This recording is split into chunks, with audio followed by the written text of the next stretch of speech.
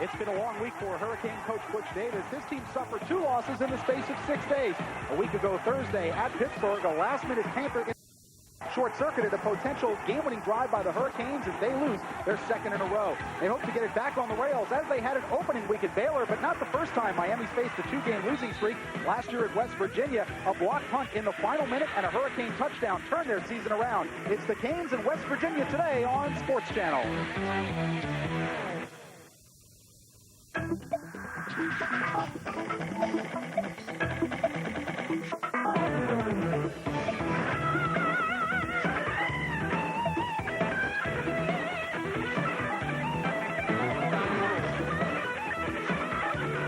From the Orange Bowl in Miami, Florida, Sports Channel presents Miami Hurricanes football. Tonight, the Hurricanes will try to get back on the winning track, get a much-needed win against the Mountaineers of West Virginia.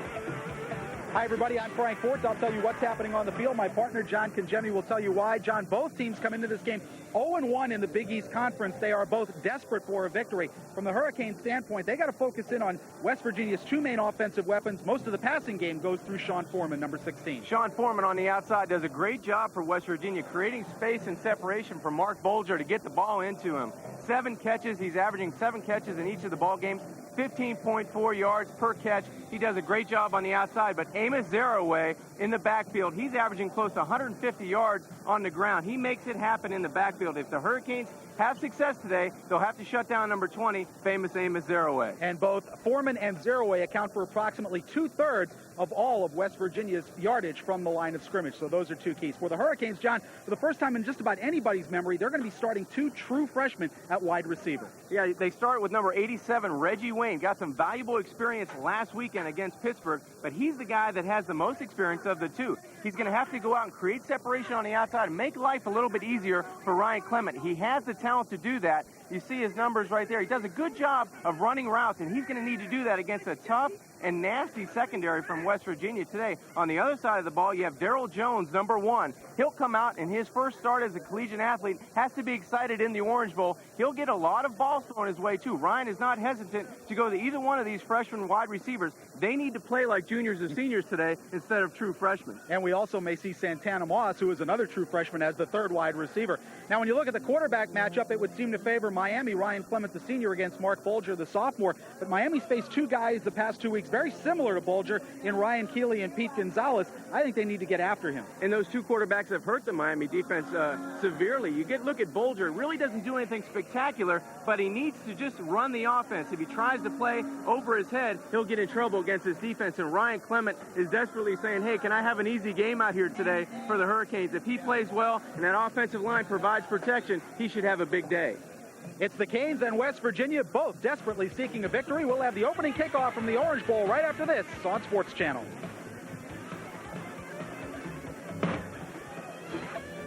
University of Miami football is being brought to you in part by Heineken, true to the original recipe since 1886. By Bell South, nobody knows a neighbor like a neighbor. By Office Depot, taking care of business for companies of every size, everywhere, every day. And by your local Nissan retailers who remind you that life is a journey. Enjoy the ride.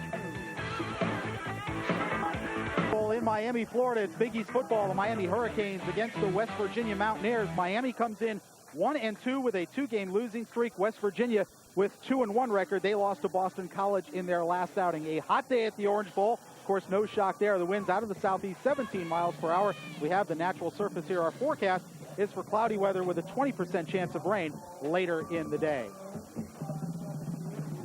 Miami leads this series 10-2. In the last meeting last year, it was the miracle in Morgantown. The block punt by Tremaine Mack, resulting in a touchdown by Nate Brooks, and the Hurricanes pulled out a 10-7 win, a game in which quarterback Ryan Clement played with a separated shoulder and played gallantly. And the Canes hung in there, won a game, prevented a 3-game losing streak, John, which is what they're facing today if they can't beat the Mountaineers. So they're going to have to come up with another huge victory today against West Virginia. They're in the exact same position. They really need to turn this season around early. We talked at the beginning of the year, Frank, we thought the month of September was very crucial in the growing pains of the University of Miami. If they could get out of the month of September with a couple victories against Arizona State and against Pittsburgh, which you thought they would have beat easily. That didn't happen. Now they're in must-win situations. They're one loss in the Big East Conference. They need to beat West Virginia today and then continue that string of victories. A lot of questions swirling about this team right now, a young team, and with the scholarship sanctions, they're facing an uphill battle.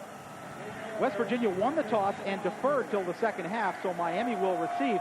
Trent Jones and Jeff Popovich to receive Jay Taylor's kickoff. And we are underway at the Orange Bowl. Trent Jones at the 5. Jones across the 30 and up to the 32-yard line.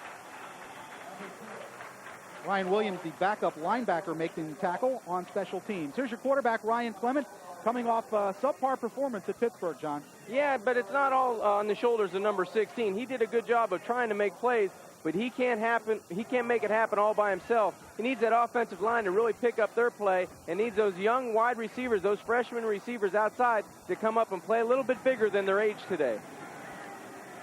Miami starting 2 true freshmen at wide receiver in Reggie Wayne and Darrell Jones. 1st and 10 from the 33. Edgerrin James with the football. James across the 35 to the 36-yard line, picks up 3 yards. James will get the bulk of the duty today. Edgerrin James, collarbone injury acting up. He will not play. So it's James instead of McMillan. Carlo Joseph has the only 2 touchdown passes that Ryan Clement has thrown this year. Mike Weiner, the senior, leads an offensive line that is in a state of flux. The left side did not play well last week. They'll be under some scrutiny today. The pickup was 3 on first down by Edgerrin James. John Hadley got credit, the middle linebacker, for the tackle. 2nd and 7 Hurricanes.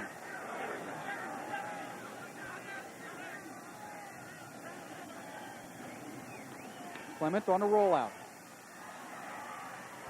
Fires complete to Bubba Franks, and he's pulled out of bounds at the West Virginia 40. Barrett Green making the tackle. John, a little rollout to get him away from the pressure. Yeah, nice job offensively. Nice scheme coming out, getting Ryan away from that pressure from outside the line.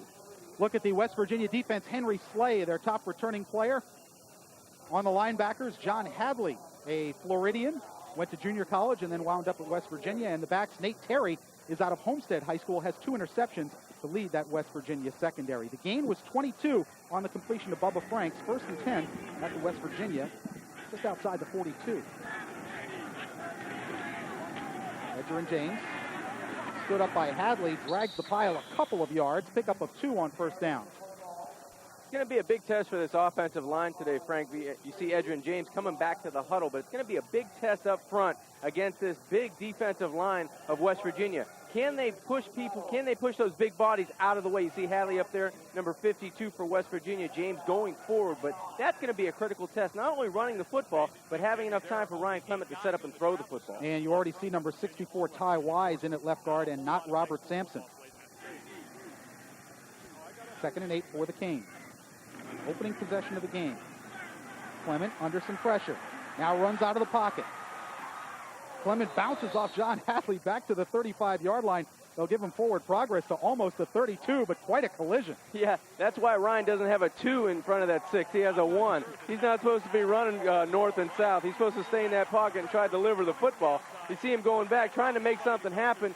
Ryan maybe should have stayed in the pocket. He had Bubba Franks coming across the middle, but he made a positive play, made a decision, and then he gets bounced backwards towards the huddle. That's something that happens as a quarterback. Ryan's good size, too, at 6'1", 212 pounds, but sometimes you have bigger people on defense throwing you back. Gary Stills, number 55, the West Virginia rush end, is down on a knee at the Mountaineer 35-yard line, shaken up after that play. Ryan Clement, by the way, did pick up first down yardage as he gained 9 yards on that scramble. 13-17, left to go first quarter, just underway. This is the opening possession of the game. And John, I think we're seeing the Miami coaches making a bit of a statement. Robert Sampson was scheduled to start. It looks like Ty Wise started at left guard. Bubba Franks in the ball game very early at tight end, although I'm sure he's alternating with Chris Jones. But Bubba Franks is too good an athlete not to have him on the field. Well, the coaches said it was a very competitive practice week this week, and only the guys that really work and that didn't perform last week against Pittsburgh. They said it was blatant on the film. You could see people really not giving effort, and they don't want those people out on the field today. They're not giving them a second chance during a ball game. And you see the injured Gary Stills, the linebacker for West Virginia, going off the field. But that's the attitude that Miami has going into this football game. They're going to be aggressive, and they're going to go with freshmen. If you're playing and giving 100%, you're going to be out on the football field. Well, Butch Davis made no bones about it at his weekly press conference. He says, we're going to play people who are going to give effort and who are going to perform. We don't care who they are, whether they're freshmen or not. You see Stills banging helmets with John Hadley, and that's where the injury occurred. 1st and 10 Hurricanes at the West Virginia 32. Carlo Joseph and Edgerrin James set behind Clement. Counterplay to Edgerrin James. Waits for the block from Joseph and has some room. James to the outside, still on his feet and has close to first down yardage, and flags are down. And also a Miami injury. Looks to be Carlos Callejas. And Carlos was a little banged up this week. He didn't practice early in the week. Yeah, Carlos was banged up, but nice patience that time by number 5, Edgerrin James, waiting for his fullback, Carlo Joseph, and then he got some nice outside help from Darrell Jones. He didn't catch a pass on that play, but he made a terrific downfield block, just getting in the way of the defender shielding him so he could make another cut to the outside. All right, Carlos Callejas being assisted off. Here's the foul call. Grabbing the face mask. The personal foul face mask. So that'll bring it half the distance to the goal line and move it from the 22 to the 11. First down. Let's take another look at it. Yeah, just a counterplay right here. Great patience. Just waits for his fullback, number 40, Carlo Joseph. Gets a nice block. Then right there on the outside, a nice block on Bastien, the cornerback from West Virginia, by number 1, the freshman, Darrell Jones. And now you see the face mask coming here, right here. Barrett Just Green, number 33, was the guilty face party. 1st and 10 for the Hurricanes at the West Virginia 11. This is where Miami's got to be able to punch it in, and a bad play on first down. As Ryan Brady, in for the injured Gary Stills, drops Edgerrin James for a 5-yard loss. Boy, Brady looked like he knew the snap count on that one. Ryan coming right off the ball. Looked like there was some miscommunication up front from Miami. You see him right off the ball. The fullback goes outside, and number 64, Ty Wise, didn't have enough time for the kick-out block on the trap play there. You'll see Ty Wise, 64, coming outside, but bang, number 43, Ryan Brady, in on the stop before he can even set his feet to make the block. Well, that's been the Hurricanes' problem. They get it down in the red zone, and then they have a negative play, and now it's the 1st and 2nd and 15. Draw play to James, not much there. James stood up in the hole, still trying to get away, and eventually did, although Damon Cogdill had him, and they blew the whistle and blew the play dead as his forward progress was stopped. Yeah, West Virginia bowing their back a little bit now, getting inside the 20-yard line in that what you would like to call scoring zone, that red zone. Miami has been ineffective when they get down inside of the scoring zone this year, but right now trying to get people on people, orange shirts on orange shirts. Last season you see 84%. I'm mistaken. They were 3 for 4. It seems like they've been the down numbers there. are better than the actual performance. They've had turnovers just outside the 20-yard line and negative plays that have taken them out of touchdowns and had to settle for some field goals. 3rd down for Miami. Still 16 to go. Clement under pressure. Swings it out to his fullback, Joseph, and he is drilled immediately by number 43, Ryan Brady, out in the pass coverage. It's only a gain of 2, and that'll bring the field goal unit onto the field. Nice defensive stand by West Virginia that time. Miami trying to go to a delay route outside. You see number 87, Reggie Wayne, coming underneath, but Ryan never looked to his right. He went right to his fullback, number 40, Carlo Joseph, but the West Virginia defense was there. Well, Ryan didn't really look to his right because of the pressure from Hadley, and Hadley dumped him. And then an extra body falls on top. So Andy Crossland will be on to attempt a 32-yard field goal out of the hold of Jeff Popovich.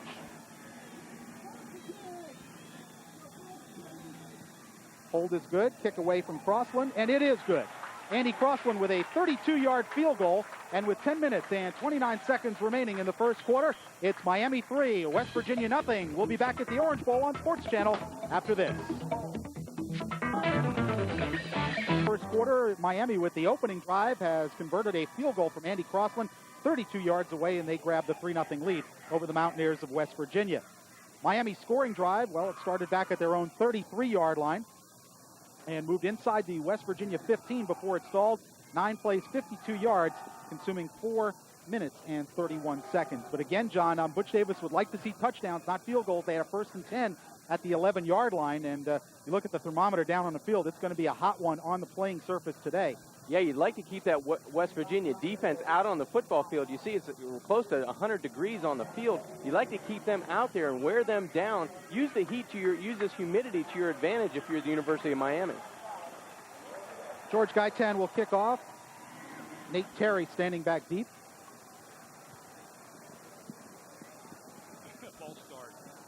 And Nate Terry, one of the more effective kickoff returners in the country. In fact, he has a 100-yard return for a touchdown. The junior college transfer played his high school ball here in South Florida at Homestead High School, and now a West Virginia Mountaineer. Corey Ivy is also back there, high and short.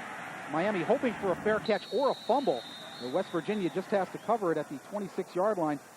Terry came up and made the catch, but no return, and that's one way to stop a dangerous return man. The crowd went, oh, when the ball kicked off. It doesn't look pretty, but it can be effective. Very effective. You know, you limit the opportunity for West Virginia to make an explosive play on special teams, and Miami now comes out with their defense, the ball on the 26-yard line. They can come out, get a 3 plays and out, let their offense back on the field and start pounding on that West Virginia defense a little bit more. Miami scored the field goal on their opening drive.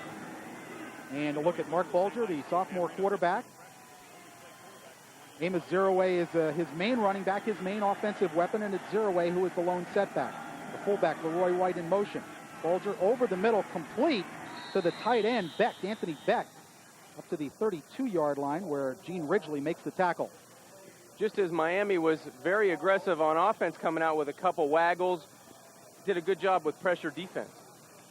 And, in fact, it was Chad Wabel, number 87, starting in place of Anthony Beck, who made that catch, and the pickup, Zeraway, of course, with over 400 yards. Brian Pukinis leads a veteran and very large offensive line. The gain was almost 7 on first down. Second down for the Mountaineers, just outside their own 32. Zeraway's first carry finds a bit of a crease. Eugene Ridgely and Dan Morgan combine on the tackle, and it's going to be very close to a first down. Let's check out the Hurricane defense. Along the front, Derek Ham has 10 quarterback pressures, but only 1 sack, and the coaches are looking for a little more productivity there. Dan Morgan will get his first start as a collegian, the true freshman out of Coral Springs, Florida, filling in for the injured Jeffrey Taylor. And Dwayne Starks has the only interception that Miami has recorded in 3 games this season. Zeraway just shy of first down yardage. It'll be third and about the length of a football as they made a measurement, and now they're going to make the measurement, bring the chains out, with 9:42 left to go first quarter. And we'll see if West Virginia has picked up their initial first down of the day. A little bit short. So it'll bring up third and maybe a half yard. You see the distance to go. Amos Zeraway has had big games, the first 2 games of the year, John, but Boston College did a good job shutting him down 2 weeks ago. Yeah, they really did. He's going to get his carries. That's the biggest thing for West Virginia. No matter how that running game's going, he's going to get the opportunity to make an explosive play from that offensive backfield position. So take a look at number 20.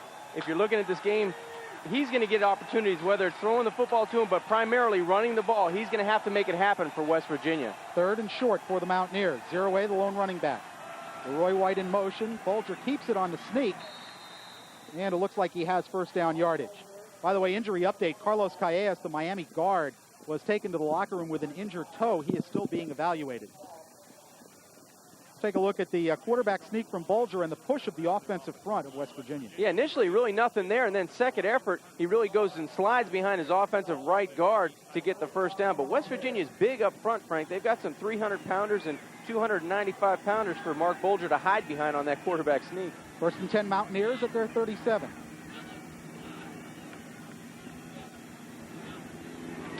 Bulger, quick 3-step drop, and the pass complete on the outside. Dwayne Starks immediately makes the tackle on Pat Green, the backup wide receiver out of Monessen, Pennsylvania, and holds that to a gain of about 4. Yeah, really nothing doing on the outside. Dwayne Stark had a great break on the football. 3-step drop on a hitch pass. Dwayne was all over the West Virginia wide receiver. And take a look at Dwayne. I think he'll gamble on Bulger today because he needs to make plays happen on defense. You mentioned he's the only one of the Hurricanes in the secondary or on the defense that has an interception. West Virginia showing 3 wide receiver sets early in the game here. Second and 6 for the Mountaineers. Again, Bulger with the short drop, throwing it down the sideline and incomplete, going for Green, and Dwayne Starks again had the coverage. Yeah, they're going at the wrong person in number 23, Dwayne Starks. He's going to get in your face And I don't believe Dwayne, by pressuring there on defense, I don't believe he thinks the West Virginia wideouts can really threaten him and go by him. So he's going to create some pressure on that corner for the Canes defense. So it's a 3rd and 5 for West Virginia. 8:21 left to go first quarter. Miami leading at 3-0 here at the Orange Bowl, a venue where the Canes uncharacteristically have lost 4 of their last 5. 3rd down for the Mountaineers. Double wide receiver to the bottom of your screen. That's the fullback White in motion, and a mix-up on the snap.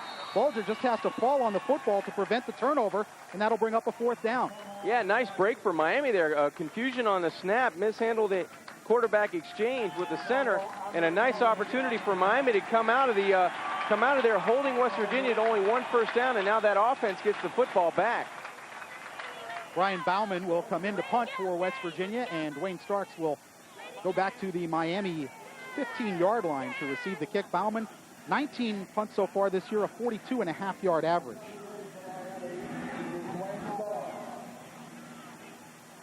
High and short. Starks at his 17. Starks looking for some blockers, just tripped up at the 30-yard line. Number 43, Ryan Brady, perhaps saved a huge gain, a 16-yard return by Dwayne Starks. And he came within a step or two of busting that one big. Yeah, Ryan Brady, the linebacker for West Virginia, really helps out in holding the Hurricanes, and Dwayne Starks, number 23, to a possible touchdown. He looked like he was going to go right and try to pick up the wall and go straight up the field, just 1 step away from a touchdown. We'll be back with more first quarter action with 7 minutes, 38 seconds left to go. It's Miami 3, West Virginia nothing. We'll be right back on Sports Channel. As you look at Butch Davis and his tight ends coach Rob Chudzinski, who relays the plays in from upstairs, Hurricanes have it 1st and 10 at their own 34. And John Thornton runs into Mike Wayner. We'll see if he was drawn offside or if he just over-anticipated the snap count. Thornton, the 6'3", 300-pound junior out of Philadelphia, Pennsylvania. And it is offside on the Mountaineers. There's our referee, Jim McConaughey, leading this Big East crew today. Dead ball.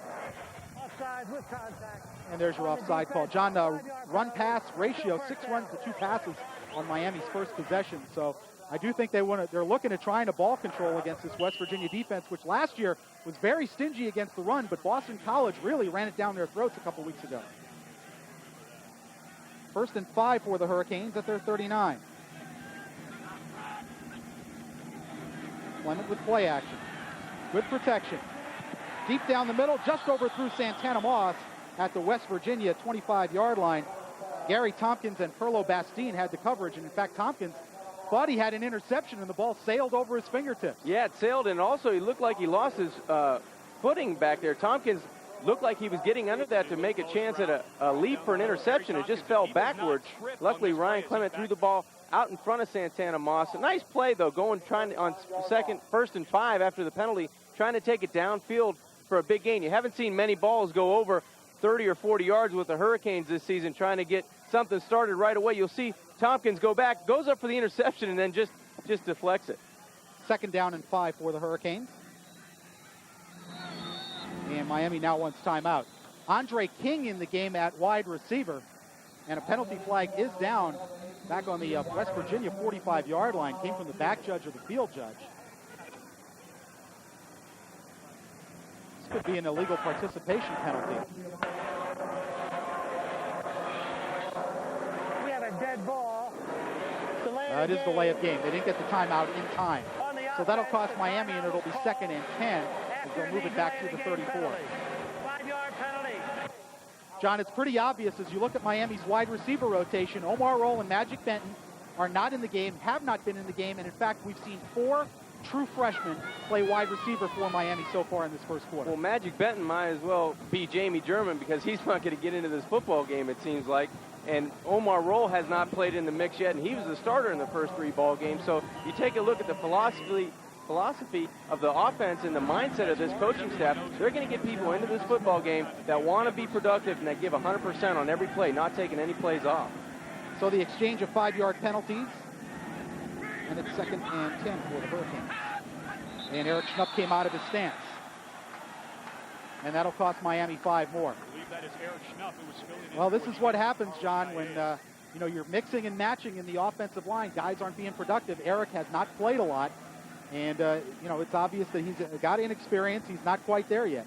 Yeah, that's something he's got to correct, though, and he's got to control. He's getting a great opportunity to come into this football game and be productive and make his coaching staff look good for putting him in there. He's got to go out there and give effort, but not make mental mistakes. He can take the physical mistakes, but not the mental ones, because you're in a good situation at 2nd and 10. Now you're at 2nd and 15. Gary Stills, the West Virginia rush end, has a dislocated thumb and was taken to the hospital. 2nd and 15 from the Canes 29. Clement with some time. Now feels some pressure heading out of the pocket, and Ryan gets down at the 35-yard line. He picked up 6 on the play. John Thornton chased him down. Ryan does a nice job that time. He got flush from the pocket, still tried to get rid of the football. He had it in a throwing position, wanted to move it downfield to his tight end, Bubba Franks. Thought better of that and tucked it underneath his arm. Excuse me, it was Chris Jones he was looking for down across the field. You see 84 to the top of your screen. Thought better out of his good coverage downfield by West Virginia. Ryan picks up 6 and gets it into a positive play. 3rd and 8 for Miami, a long 8. Omar Roll is in the game in the 3 wide receiver formation for Miami. On 3rd down. Clement to the sideline. Has Reggie Wayne complete at the West Virginia 45-yard line. He is bumped out of bounds there by Nate Terry, but that pickup is good for a 1st down. Nice play by the Miami freshman. You take a look at him right there, number 87, Reggie Wayne. And a good delivery of the football. Henry Slay laid the leather to Ryan Clement at the end of this play, but he had enough poise and patience to stay in the pocket and deliver a strike outside. Nice inside corner route. Makes him believe he's going on the end. Turns it right back out to the sideline. Nice pitch and catch by Miami. Pickup of 19 yards as we take another look at Ryan Clement, who took a shot on the play from Henry Slay. 1st down Hurricanes at the West Virginia 45. 6 minutes, 42 seconds remaining 1st quarter. Sprint draw, Trent Jones with his first carry. And Trent Jones getting about 9 yards before Barrett Green stands him up at the West Virginia 36-yard line. Frank, you mentioned Omar Roll getting into the ball game a play before. He stays into the ball game and makes a great block downfield for Trent Jones to spring to get to the corner and make a productive first down carry. And that's something that Butch Davis has been harping on, is the downfield blocking by his veteran wide receivers. Magic Benton and Omar Roll, they did not do a very good job. Magic didn't against Arizona State. He was held out of the Pittsburgh game, and Omar certainly could have done better against Pittsburgh. But as you mentioned, that time he did do a good job. 2nd and 1 for the Hurricanes. Their 2nd foray into West Virginia territory. Edgerrin James just trying to pick up the 1st down, and does. Damon Cogdill, the outside linebacker out of Miami, making the tackle. But that is a Miami 1st down and a gain of 4. Nice to see the offense overcome those penalties and get into a position. Now they're on the West Virginia side of the 50. Edgerrin James, you see 255 yards this season, just over 5 yards an average on a carry. He does a nice job, Frank, carrying the football for Miami. Let's look at the previous play in the downfield blocking by the wide receiver on the Trent Jones carry. Look at Santana Moss against Perlo Bastine. And doesn't get a whole lot of them, but he stays with it. All right, we'll give him a B minus on that. At least he shielded them, tried to make the offensive back make a move. Clement to Santana Moss, and he dropped it. He was trying to run before he caught it because they caught West Virginia in a little bit of a blitz, John, and it was the correct pattern and a good throw, and Santana just dropped it. Well, those are all the things that happen. You know, that wasn't going on the first 3 weeks. The quarterback sees one thing, and the receiver doesn't run an adjustment. That time, everybody on the same page, just didn't make the play, didn't make the catch, but at least you see them going to the right person in the right situation. In the play before, West Virginia tried to set it up. They brought pressure, but not any blitz pressure, that time in man-to-man coverage as well. Well, that's the kind of plays you're going to have to make against these defenses, which are coming after Miami, which has had some offensive line problems. Here they come again. Clement quickly to the outside, overthrows Carlo Joseph. And again, Ryan Clement on the turf as he was hit by Damon Cogdill. Yeah, Cogdill got in the Miami offensive backfield that time. Ryan looking to his left for a hot read, then tries to just dump it off to his fullback. Had enough time to make a good throw, just a little high on the delivery that time by Ryan Clement. Well, Ryan has taken a lot of hits in these past 2 1/4 games against Arizona State, against Pittsburgh. And so far today, no sacks for West Virginia, but they've hit him 3 or 4 times. But you see that what happens when you get hit. Sometimes, you know, that takes a wear and tear on your body, and you can't make that easy throw. Your mind says you can do it, but your body doesn't follow through. 3rd and 10 for the Hurricanes. Again, West Virginia coming. Clement steps up, delivers to Omar Roll, who's clobbered by Gary Tompkins. Omar rolls down on the Miami 10-yard line. on the West Virginia 10-yard line. He took a shot that time by that West Virginia secondary. Well, Gary Tompkins and Omar Roll, I'm sure, cross paths in high school. Omar out of Norland and Gary out of Miami Pace. In fact, Gary Tompkins signed with the University of Miami, but then an incident in his past came up, an assault case that the school became aware of, and then they rescinded their scholarship offer. It didn't look like Omar caught the ball cleanly anyway, but it's still a good hit by Gary Tompkins. Yeah, just a terrific hit. Nothing you can do. You know, the receivers going across the field, those are the ones that you'd rather have the ball in your numbers. He goes up and raises his hands, and that was a free shot. Could have put a bullseye on Omar's number 9, and Gary Tompkins really delivered a strike that time for the Mountaineers secondary. And you see Omar, the repercussions of that, you see him still down. He got hit sort of underneath the chin, it looked like. Yeah, it could be some stitches there on the chin or something a little more serious. It's hard to tell at this point. Gary Tompkins, by the way, best friends with Miami linebacker Rod Mack. As you see, Omar sitting up. In fact, I asked Rod this week, are you going to call Gary? And he said no. He says, we're not playing very well. I don't want to discuss things with anybody. I just want to focus on what we've got to do. And you see Omar is up and, okay, trotting off the field, getting some high fives. But Miami's now with a 4th down, and they keep the offense on the field. A little too far for a field goal, too close to punt.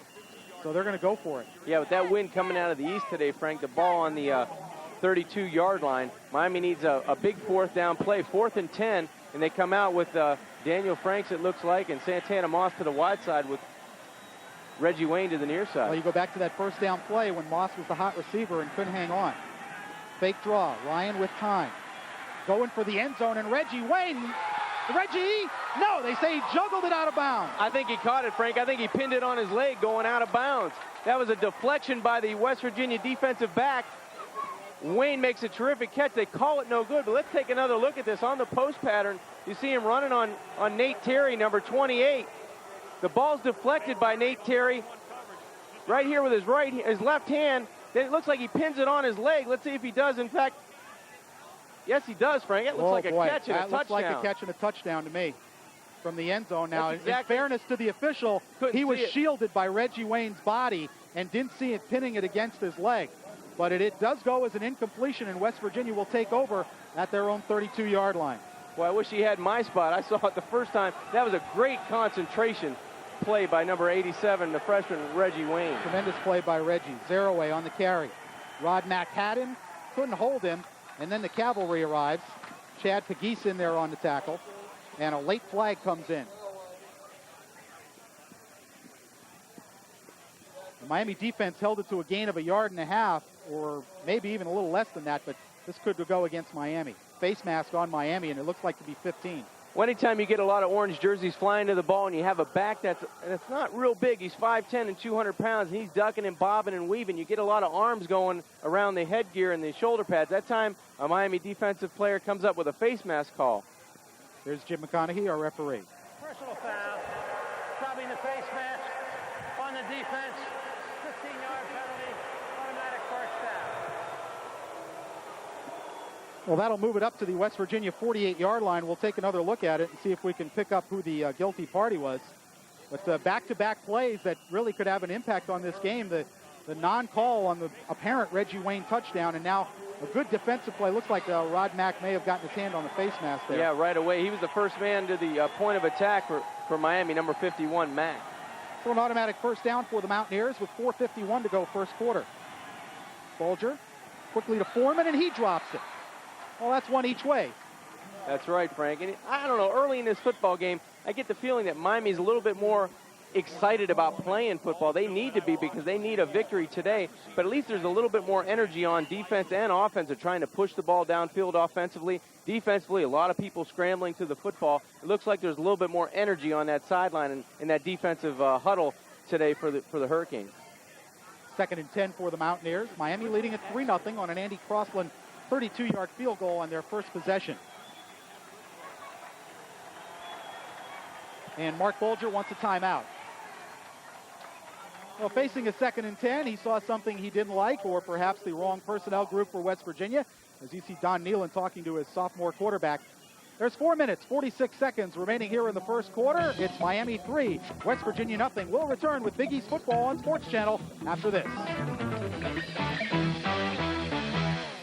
Crossland leads West Virginia 3-0. Remember, football fans, Sports Channel is your home for the state's most comprehensive NFL pregame show. Tune in Sunday at 10 for a preview of the Bucs-Cardinals matchup and the exciting battle between the Jaguars and Redskins. Huddle up on Sunday Morning NFL exclusively on Sports Channel. 4:46 left to go first quarter. West Virginia on their second possession, facing a 2nd and 10 at their own 48-yard line. Amos Zeraway remains the running back with the fullback Leroy White in a wing to the left. And now White in motion. Bulger with the play fake and a Statue of Liberty to Zeraway across the 50. Zeraway down the sideline. Amos Zeraway caught by Eugene Ridgely, but a huge gain down to the Miami 13-yard line. Yeah, there's a flag down on the play, Frank, as well, but you got to love the creativity of that offense for West Virginia. Nice play. Looked like a quick hitch pass to the outside. Zeraway gets the Statue of Liberty and goes around the sideline. And a holding call at the Miami 30-yard line as Nate Brooks basically was tackled by one of the West Virginia blockers. So that'll bring this play back, not from the original line of scrimmage. The spot of the foul was the Miami 30. We'll pick up our call from Jim McConaughey, the referee. Holding on the offense during the run. And it is holding. It'll bring it back to the Miami 40-yard line. Now, Denny Fortney has a chance to make a play, but he doesn't see Zeraway hooking around behind the quarterback. Yeah, they designed that to leave him alone and try to get him to the quarterback. They don't see Amos Zeraway behind there. He's only 5'10", 200 pounds. He goes down and gets the football. Now it's a foot race. Eugene Ridgely does a nice job of tracking Zeraway down, but he had blocking out in front. It looked like he could go all the way, but brought back due to a holding call. That'll bring up 1st and 10 at the 40-yard line. It was a 39-yard gain, but it goes from the Miami 13 back to the 40 now. So the penalty actually cost them 27 yards. This is Keaton, the backup tailback with some room. Keaton down the sideline. And Keaton finally run out of bounds by Eugene Ridgely at the Miami 16. Well, that West Virginia offensive line, the left side, did a terrific job. Number 77, Solomon Page, and Steve Ford, 62, doing a great job up front of just creating down blocking on that Miami defensive front. Just a crease off the left side, off left tackle. Ridgely there for the stop for Miami, but just as soon as Miami gets a break on the penalty, they get it on the 13-yard line. Now it's back down to the 16-yard line. West Virginia moving in to score. 24-yard gain for Curtis Keaton, sophomore running back out of Columbus, Ohio. 1st and 10 at the Miami 16. Corey Ivy in motion. Play fake. Bulger over the middle, wide open. Chad Wable, touchdown. Wow, just a busted coverage in the secondary. Free safety Eugene Ridgely looking at number 3, Nick Ward, like, I got him, you got him, who's got him? Nobody's got him. Touchdown for West Virginia. Just a play fake, and a great play that time by Bulger. Standing in the pocket, you had number 99, Denny Fortney, coming right at you. And you also see Dan Morgan in the play, number 44, but nobody there in the Miami secondary. That's got to be the free safety's man if they're in man coverage. Touchdown by Wobble, 87. Jay Taylor on to attempt the conversion out of Brian Bauman's hold. And the kick is good. With 4 minutes, 23 seconds left to go in the first quarter, West Virginia has come storming back for a 7-3 lead. And, John, as you mentioned, just a busted coverage by Miami after 2 big West Virginia running plays. Yeah, and you get a break on the holding call, gets the ball back to the 40-yard line, 1st and 10. Then they get a big play down to the 16-yard line. Little play action. You take a look at the quarterback, Bulger, on the sideline after that touchdown. Just play action. You see Denny Fortney almost there, but Eugene Ridgely in the middle of the football field. Somebody's got to account for the tight end in man coverage. No one does, and it's an easy pitch and catch for West Virginia. You see him there standing in the pocket. Takes a little hand shiver, but he'll take that and go to the bench, 6 points richer, 7 points richer now. Well, you mentioned that after the play, Ridgely and Ward looked at each other like, the old Alphonse and Gaston, you got him, I got him. And so definitely a busted coverage there. A well-designed play by West Virginia, but it's not like they had receivers flooding a zone or anything like that. No, really, Miami was in a sound defense, man coverage. You account for the receivers with secondary. When you go to your tight end, that usually means the free safety should have coverage on the tight end and man-to-man coverage. That time, just a miscommunication in that Hurricane secondary, allowing them an easy score, Frank. And really, after that penalty, it looked like Miami could get back in and just maybe force a punt chance, and that time just an easy score by the West Virginia Mountaineer offense. You see Butch Davis discussing something with Jim McConaughey. Maybe back to that non-call on the end zone on the Reggie Wayne apparent catch. Let's take a look at West Virginia's scoring drive, and it did not take them long. It started at their own 32-yard line, 68 yards in just 5 plays and only 53 seconds. elapsed on the game clock.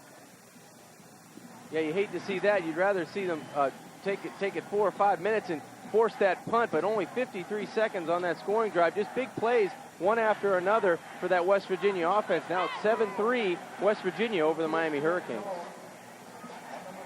And Jay Taylor will kick it off. Jeff Popovich and Trent Jones standing deep for the Canes at their own 7-yard line. 4 minutes, 23 seconds left to go first quarter. Frank Forte and John Congemi with you on Sports Channel.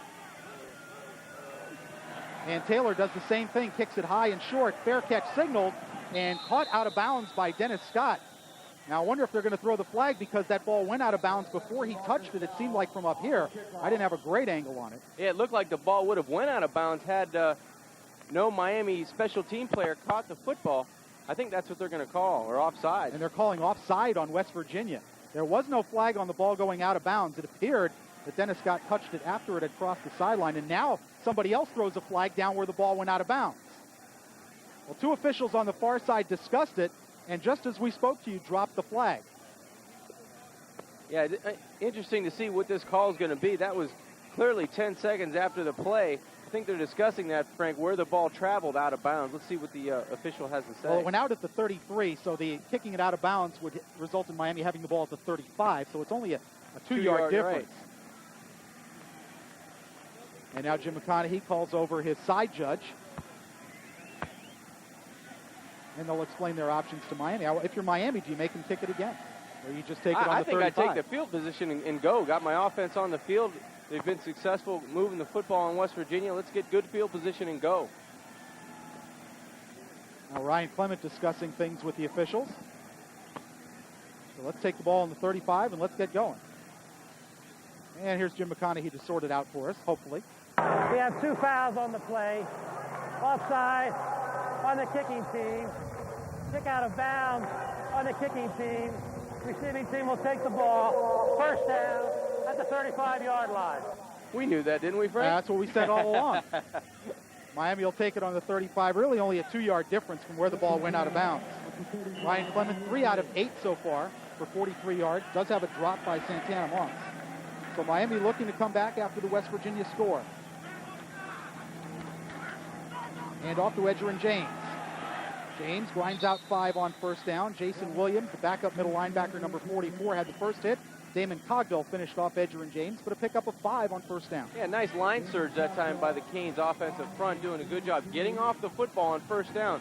They have to be productive on first down. You see him just getting angle blocks on people to push them out of the way and doing a nice job on first down, creating a nice situation on second down for Ryan to either throw or pass. Good block by Curlin Blaze, number 79, taking his man out of the play. Here's a look at Cogdill. Out of Miami, one of 14 Floridians on the West Virginia roster. Pitch to Edgerrin James, trying to get the corner, turned and does. Edgerrin to the 45. Edgerrin pulled down by Gary Tompkins, and a face mask penalty on Gary Tompkins as he just hog-collared Edgerrin James after a big pickup from the Miami 40 down to close to the West Virginia 30. Yeah, Tompkins makes a bad play. He's made a couple good plays early in this football game, but he makes a bad play on Edgerrin James at the end there. Just not real smart by West Virginia in the secondary. You'll see nice blocks on the corner you see right there. Number 40, the fullback, Carlo Joseph, chipping and helping on the right tackle with Curlin Blaze, then comes out and kicks out, makes 2 blocks on one play, and there you see the face mask right there on West Virginia. That'll tack on another 15. Face mask on the defense. It's a 29-yard gain for Edgerrin James, plus 15 on the face mask. That'll put it at the West Virginia 16-yard line, where with 3:38 left to go first quarter, Miami has a 1st and 10. Well, we mentioned West Virginia's last scoring drive of 53 seconds. Miami, maybe in 15 seconds, has the ball now on the West Virginia 16-yard line. And again in that red zone where Miami has experienced some problems so far this season. Canes go with the double tight end to the top of your screen. Clement with play action. Magic Benton, and he stepped out of bounds at the 7-yard line, and a flag down on the tackle by Cogdill. Flags are flying today, Frank. It looked like it was offsides on the defensive front for West Virginia. That's the first one. That second one has me guessing a little bit. I'm not sure what that was down by the goal line. Well, Magic did step out between the 6 and 7-yard line.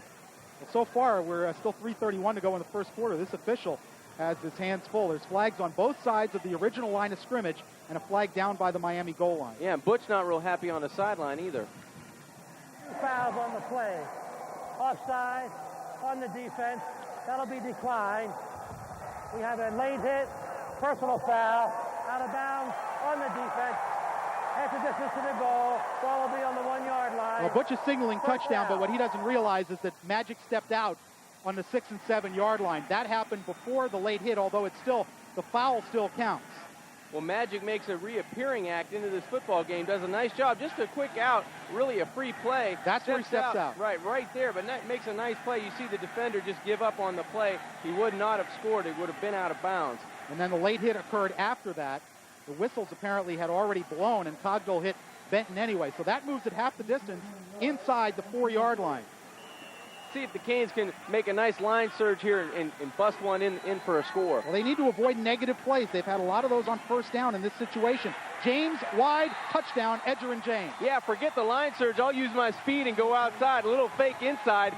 Does a nice job of freezing the defensive front and secondary of West Virginia. Then uses his speed to the pylon. Touchdown Canes. They answer, and they needed to answer that last score of West Virginia. Very positive play by Miami and a nice drive, quick drive. See him right there, use his speed to the outside. Nobody's going to touch Edgerrin when he gets to the corner. An easy score for the Miami Hurricanes. 3:26 left to go first quarter, so Miami roars right back with a 65-yard touchdown drive. And Andy Crossland will attempt the conversion out of the hold of Jeff Popovich. Snap is good, hold is good, kick is good. And with 3 minutes, 26 seconds remaining in the first quarter, it's Miami 10 and West Virginia 7.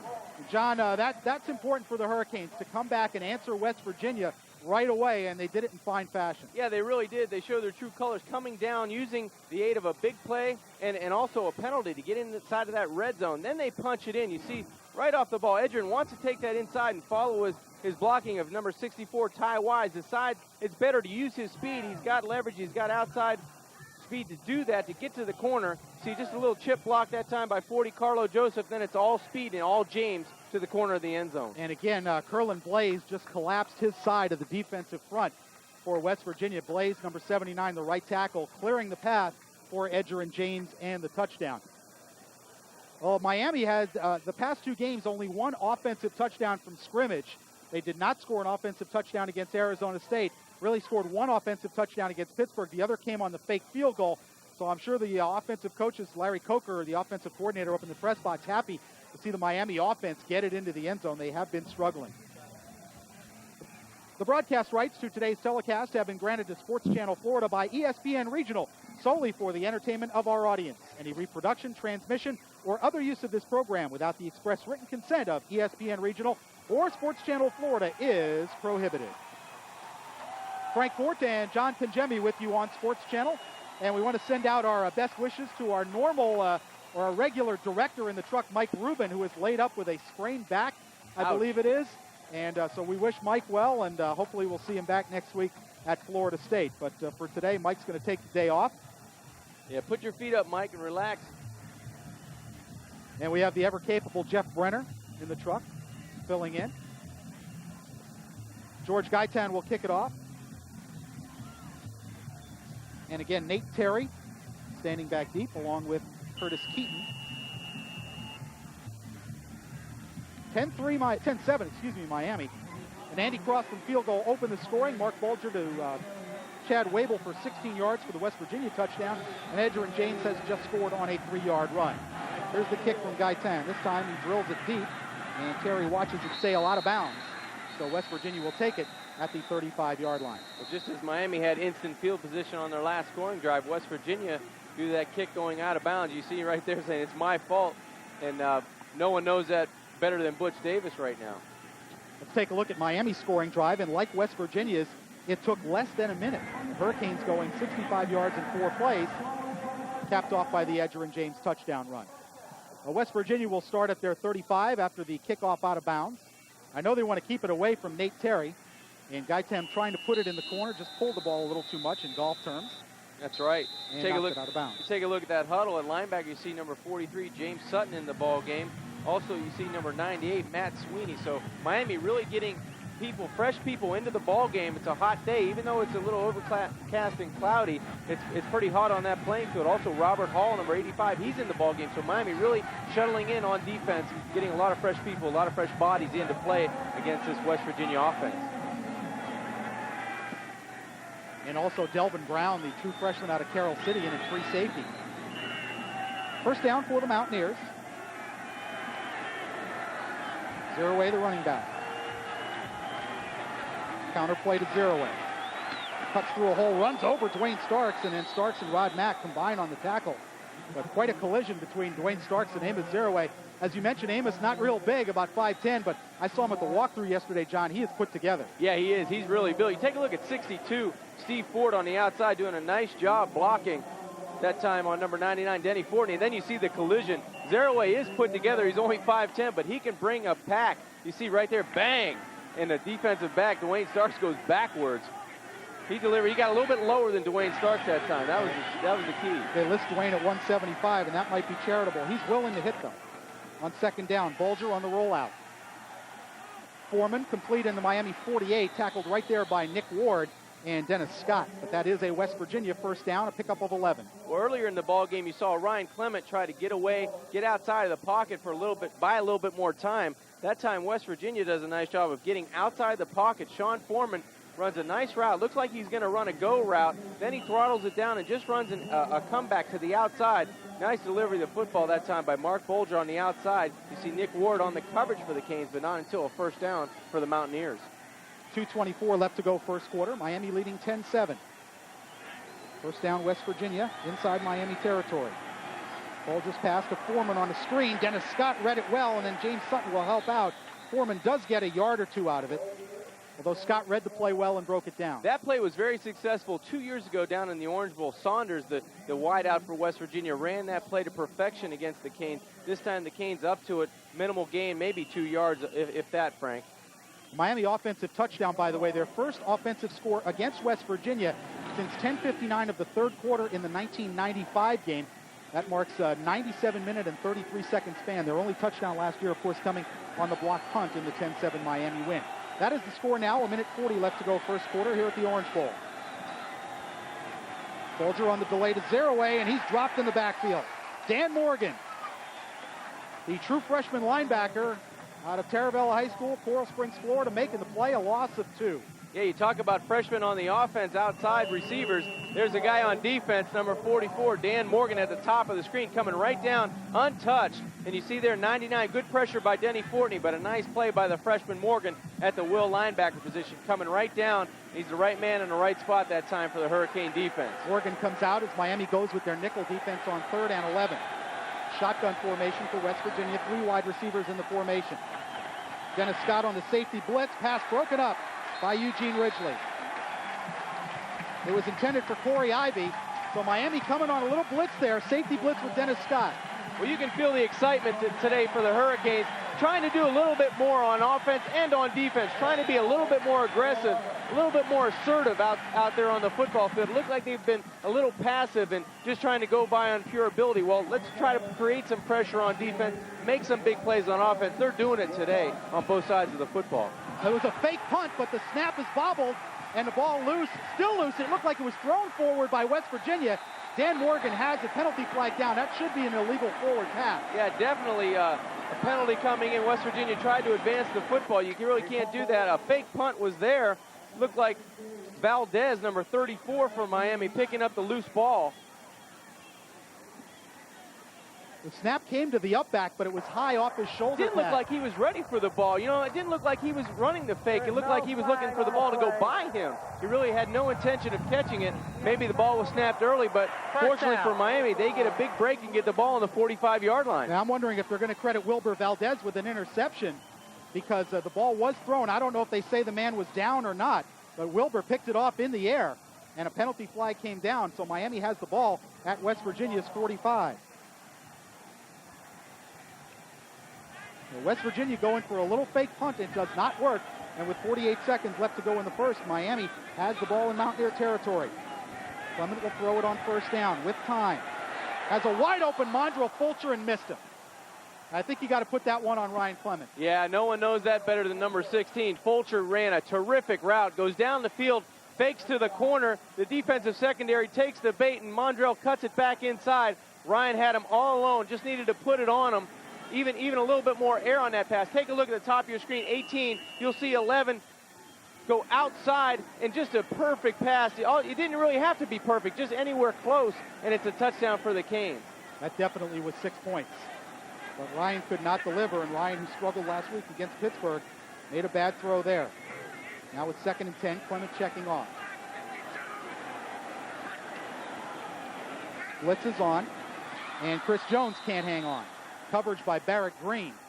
Well, this is the pattern that Miami offense was in for those 2 games, that they really weren't getting anything done. They'd miss a big play, an opportunity for a touchdown that possibly could make an easy play. Then they come back and they drop a pass. Now you've got 3rd down and 10 instead of the score being 17-7 Miami. Well, you can look back on plays like that. Right now, maybe they don't seem that big. At the end of the game, they may turn out to be very big. Well, Frank, there's only about 5 or 6 plays during a football game that come around with opportunities like that. You have to take advantage of them if you're Miami, especially if you're struggling on offense. Clement, 2 of his last 7. West Virginia showing blitz, and here they come. Clement racing out of the pocket. Ryan looking for some help. Gets a block from Curlin Blaze, and Ryan Clement run out of bounds at the 34-yard line, but Reggie Wayne had a late hit, and Ryan was hit late. There's flags down all over the place. Barrett Green hit Clement late, and then Reggie Wayne took a shot at a West Virginia defender. Yeah, it's getting pretty chippy on the field today. That's about the 3rd time you've seen a late hit or a face mask or something happen like that, and there's no need for it. You see Ryan getting a little excited. I'd be a little excited too. That was no need for that. He's going out of bounds. Let's see who does it. Oh, yeah, clothesline. Looked like that Barrett was horrible. Green. Yeah, it was Green. I mean, you could certainly construe that as an attempt to injure. Yeah, that's to the head. That should be disqualification. He should be thrown out of the football game. You can't do that. You're going to go tackle somebody and play tough and aggressive football. That's one thing. When you take a shot and clothesline somebody on the sideline, you should get a penalty and he should be ejected. Ryan gained about 12 yards on the play. Now watch Reggie Wayne also. Just throws a little shoulder into John Thornton there. Just let him know he's there. That was one of those just keep your head on a swivel. You know I'm coming. Well, I'll tell you what, for a wide receiver to do that for a defensive lineman, you may not like the sportsmanship involved, but you like the attitude of Reggie Wayne going after somebody as a wide receiver. On 1st down, Edgerrin James gets a block from Ty Wise. And Edgerrin gets what he can out of the play. Down close to the 15-yard line. Nate Terry making the tackle along with Steve Lippy, number 50, the backup linebacker. It's pretty intense on that football field. 15 yards, 20 yards from the play. You'll see number 87, a freshman, does a great job. Reggie Wayne downfield blocking on defensive back. So that word's gotten out from Butch Davis through his coaching staff to this team. Let's be more aggressive on both sides of the football today. Edgerrin James, 10 carries, 48 yards on a touchdown. We have come to the end of the 1st quarter.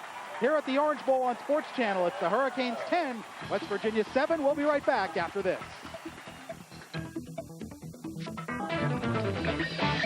Start of the 2nd quarter at the Orange Bowl in Miami, Florida. The Hurricanes with a 10-7 lead over West Virginia and threatening. They have a 2nd and 6 at the Mountaineer 15-yard line. To look at Ryan Clement, the Hurricane quarterback who took a clothesline shot from Barrett Green, that man who was pulled out of the game by Don Nealon after that penalty, which cost West Virginia 15 yards. Yeah, Don Nealon spent a little time in Barrett Green's ear on the sidelines as well, Frank.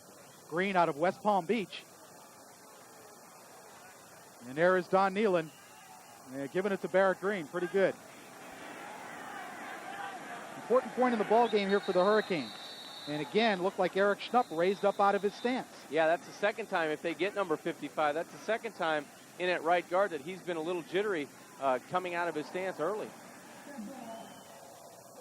Well, those are just mental errors, John. Those aren't physical errors. Those are mental errors. And especially, Frank, after a timeout, you've got your wind, you've relaxed a little bit, you come out, you've got one play to concentrate on, and you've got one snap count. And sometimes in the heat of battle, you lose sight of that, but you've got to have more concentration, a little bit more mental toughness to hang in there and wait for the snap count. Well, Eric is very inexperienced. He's in there because Carlos Callejas had a toe injury in the 1st quarter. Ball back at the 20-yard line. Clement under a rush, and he's going to go down. Henry Slay got him. Sacked back at the 27-yard line. Boy, and if he had enough time, he had Santana Moss coming down on motion.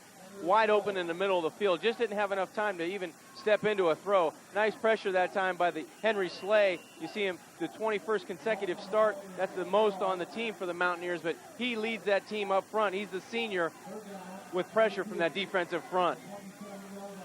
Henry Slay, 12 tackles coming into the game, and with 1 tackle for loss. That is his first sack. Look at Reggie Wayne downfield, and Gary Tompkins says, how do you do? Yeah, there's a lot of that going on, Frank. Hopefully it'll be a little bit more white shirts going down than orange shirts. This is out of the shotgun for all you Hurricane fans who've been wanting it. Pass complete to Santana Moss, going for the end zone just shy. Santana Moss inside the 1-yard line. Santana Moss runs terrific routes, especially to the outside on those corner routes. He has terrific feet, and he gets in and out of routes with great quickness. That time, Ryan Clement taking advantage of the corner route by Santana Moss on the outside, number 48. Big play for the Canes, especially after that last play. You see the shotgun, which is unheard of. He steps in and throws a bullet outside to Santana Moss. He was wide open on the play, Frank. Almost tiptoes in and keeps his feet to get in for the score, but gets it down to the 1-yard line. Santana Moss caught only 1 pass against Pittsburgh last week for 9 yards, but we watched him with the coaches on film, and he runs gorgeous patterns. He really does. He uses his quickness. Ryan Clement on the quarterback keeper scores the touchdown. Great series, a great answer by the Hurricane offense, and Ryan Clement real excited after getting clotheslined on the sideline. He takes it in on the quarterback sneak for a 1-yard touchdown and a Hurricane score. This is about as excited as I've seen Ryan in a long time. He's always an intense guy. He's always a competitor, but he is really fired up. Well, Ryan hadn't had a lot of reason to get excited this season. He played well against Baylor, but he's been taking a beating the last couple of weeks, getting a lot of shots and missing Mondrell Fulcher down the middle of the football field. He gets to vent a little bit and gets in for the score and gets the Hurricanes back on top by a score, hopefully, of 17-7. Crossland's conversion kick is up and through there. And with 13 minutes, 46 seconds left to go in the second quarter, the Hurricanes now with a 10-point lead, Miami 17 and West Virginia 7. We'll continue with Big East football here on Sports Channel from the Orange Bowl after this. Ryan Clement just scored on a 1-yard touchdown run, giving the Hurricanes a 17-7 lead with 13:46 left to go in the second quarter. The Miami scoring drive. Take a look at it, and Miami moving the football very effectively from the West Virginia 45-yard line after the failed fake punt. 7 plays, 2 minutes and 2 seconds. The Clement touchdown set up by a 26-yard completion to Santana Moss. We just had a shower here at the Orange Bowl, and now the sun has just burst back through.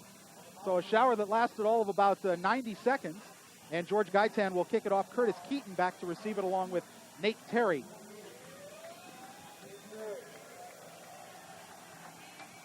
Miami with a 10-point lead, 17-7. And here's Gaitan's kickoff. Nate Terry will take it at the 10. Terry, and he's going to be dumped right there at the 15-yard line. Delvin Brown got the first hit, and then it looked like Jeff Popovich finished him off. Yeah, Jeff Popovich came in, number 33, to finish that off. Great job by Miami special teams.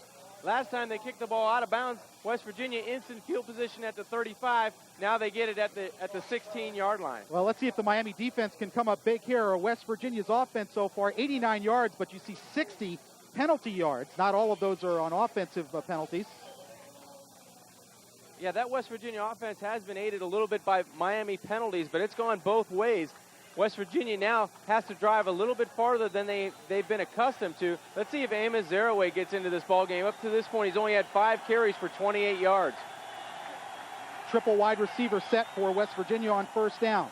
Fake to Zaraway, Bulger on the rollout. Throws low, but completes it to Corey Ivy up at the 23-yard line. Pickup of 8 on first down. Ivy does a nice job of going down and getting that football, but nice play on first down. Fake to Zaraway, which everybody thought he may carry the football. I did. Try to get West Virginia back on track. Nice play going downfield. Good play on first down, Frank. Gain of 8 to the 24-yard line. They'll bring up 2nd and 2. Still trips wide receivers for the Mountaineers. Zaraway, the lone running back. And it's Zaraway with the football. Gets some good blocking, and Zaraway with first down yardage out to the 34-yard line. Great job at the point of attack that time, Frank, by that Mountaineer offensive line, especially that tight end to that side, 87, Chad Wobble on the end of the line. Zaraway had plenty of room to run. It just takes it north and south, makes Miami pay, gets it all the way up to the 33-yard line. Pickup of 10 for Zeraway. It's a first down just past the West Virginia 33. 12 minutes, 50 seconds left to go second quarter. You look at Zeraway's numbers this afternoon. I look for that to go up, those attempts, Frank. Only 6 attempts to this point in the ball game. Sean Foreman in motion. And Bulger will throw it. Complete to Ivy. Gets away from Nick Ward. Dennis Scott has to make the tackle at the 46-yard line of West Virginia, but that's another Mountaineer first down. Yeah, the Mountaineers starting to open it up a little bit, trying to play fake to their famous Amos Zeraway in the backfield. Ivy with 2 receptions on this drive so far, number 8 for West Virginia. Just play action, plenty of time for Bulger to throw the football, but great timing. Sets his feet, throws the strike outside, and then almost slips the tackle of Nick Ward for a big play. Morgan and also Dennis Scott on the tackle, but West Virginia moving with ease in this drive. Pickup of 12, first down Mountaineers at their 46. Zeraway again the lone running back. And Zeraway has the football on the counter. Good block out in front. Zeraway skips a tackle. Zeraway down the sideline. Amos Zeraway cuts back, and he's going to score. Amos Zeraway goes all the way for a 54-yard West Virginia touchdown. Poor tackling by the Hurricanes. Yeah, poor tackling by the Hurricanes, Frank. You called it. Zeraway, though, had enough athletic ability to elude those tacklers and get it downfield. Just a terrific run and great blocking by the offensive line for West Virginia. Counterplay, Zeraway showed great patience, goes down the West Virginia sideline for the score. Now they're back in this football game with 11:56 left to go. You'll see at the point of attack, just great blocking outside by Hollard, number 69. Now it's all Zeraway. He eludes one tackler on the sideline. He's gone for the score. Well, Nick Ward had a clean shot at him and didn't make the tackle. Jay Taylor's conversion is up and good, and with 11 minutes and 56 seconds to go second quarter, the Miami lead, just like that, 10 a couple of minutes ago, and not even a couple of minutes, is back down to 3 on Amos Zeraway's 54-yard touchdown run. Let's take another look at the touchdown run. Derek Ham got hooked at the point of attack, and Dan Morgan got chopped down. And this is after Nick Ward missed the tackle and a good cutback. Yeah, great cutback. You see number 23, Dwayne Starks, full speed. Zeraway notices that, sort of idles it down on the sideline, cuts it in for the touchdown, Frank. Just a nice response by West Virginia's offense. 11 minutes, 56 seconds to go second quarter. It's Miami 17, West Virginia 14. We'll be right back on Sports Channel after this.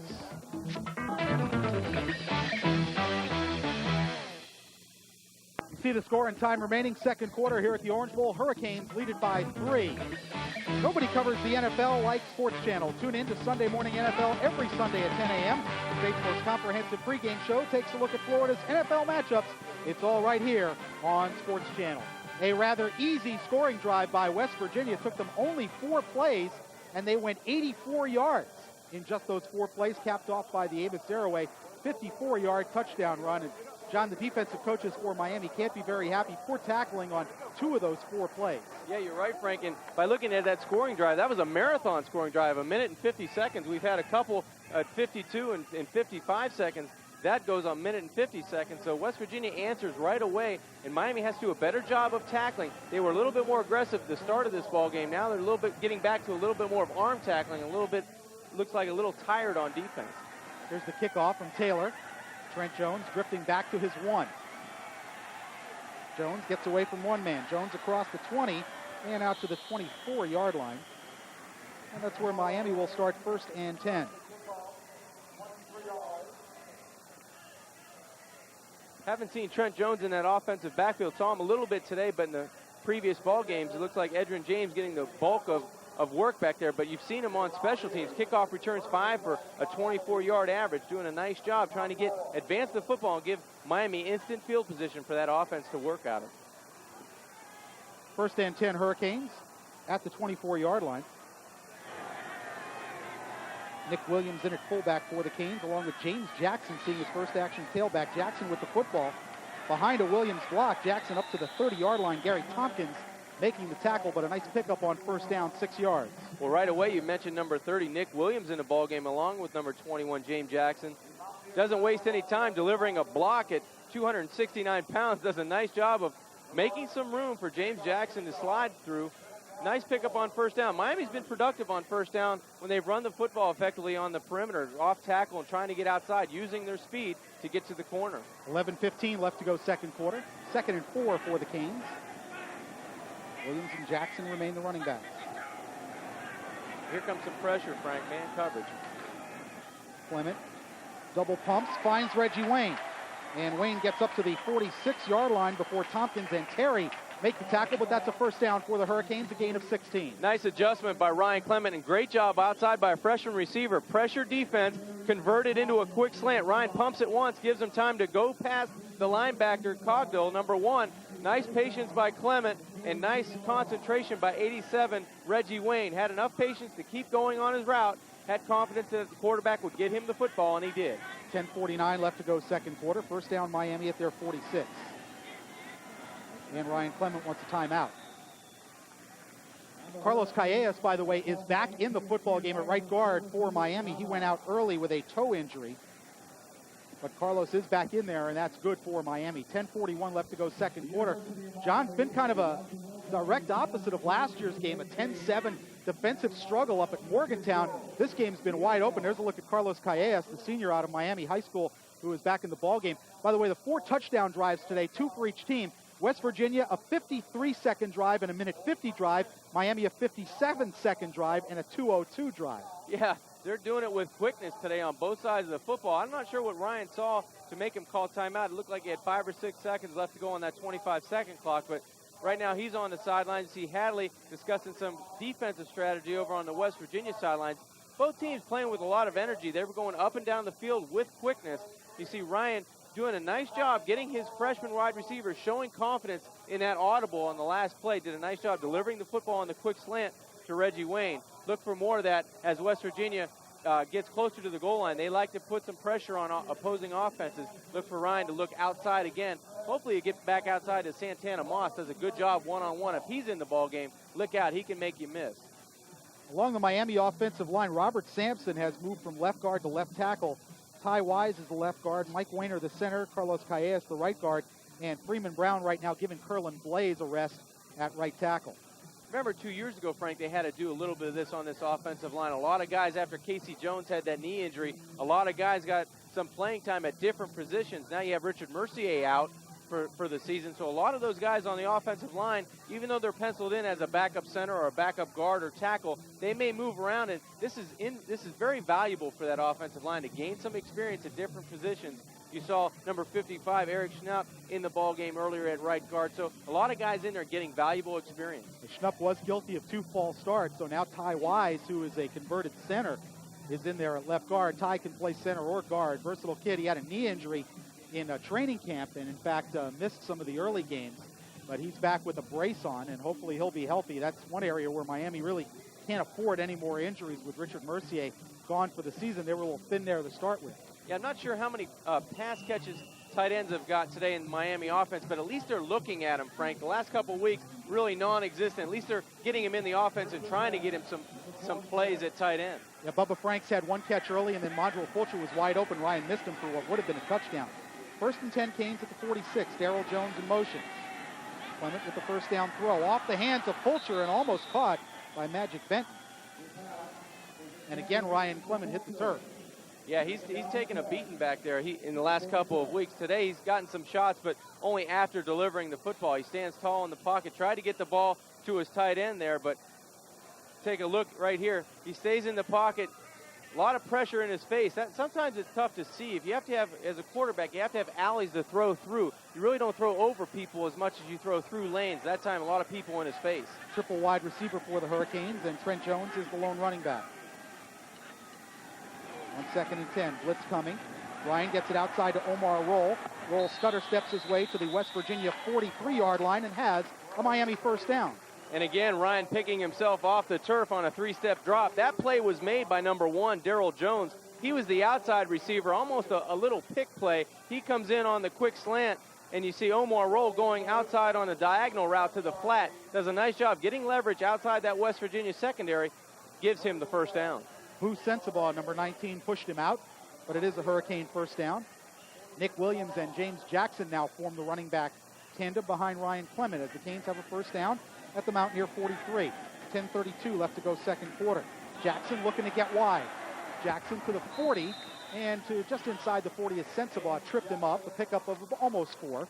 Charles Fisher also helping out on the tackle. Yeah, Miami trying to attack the perimeter on first down with their running plays, going off tackle and really not like a sweep, but it almost turns out being a speed play to the outside. That time, James Jackson, 21, trying to get the corner, gets 4 yards, Frank, but another productive play. They haven't been stymied and really stopped on first down. Miami's really stopped themselves on first down by incompletions or drops. 2nd and 6 for the Hurricanes. Ball at the West Virginia 39. A look into the eyes of Ryan Clement, the senior quarterback from Denver, Colorado. Canes lead by 3. Delay to Jackson. Jackson squirts through a hole across the 35-yard line and will be close to first down yardage. Looks like the spot has him with the first down. Jamie Sweeney, the outside linebacker, number 48, just tripped up James Jackson. Boy, it was a defensive blitz by West Virginia. If James Jackson eludes the shoestring tackle right here, if he gets through that leg tackle, he could get into the secondary and get a lot more, possibly even get to the end zone. West Virginia was gambling. They bring the strong safety from the outside. Jackson sees that and cuts up inside his blocking. Could have been a bigger play for the Canes. 9:26 left to go second quarter. First down at the West Virginia 33.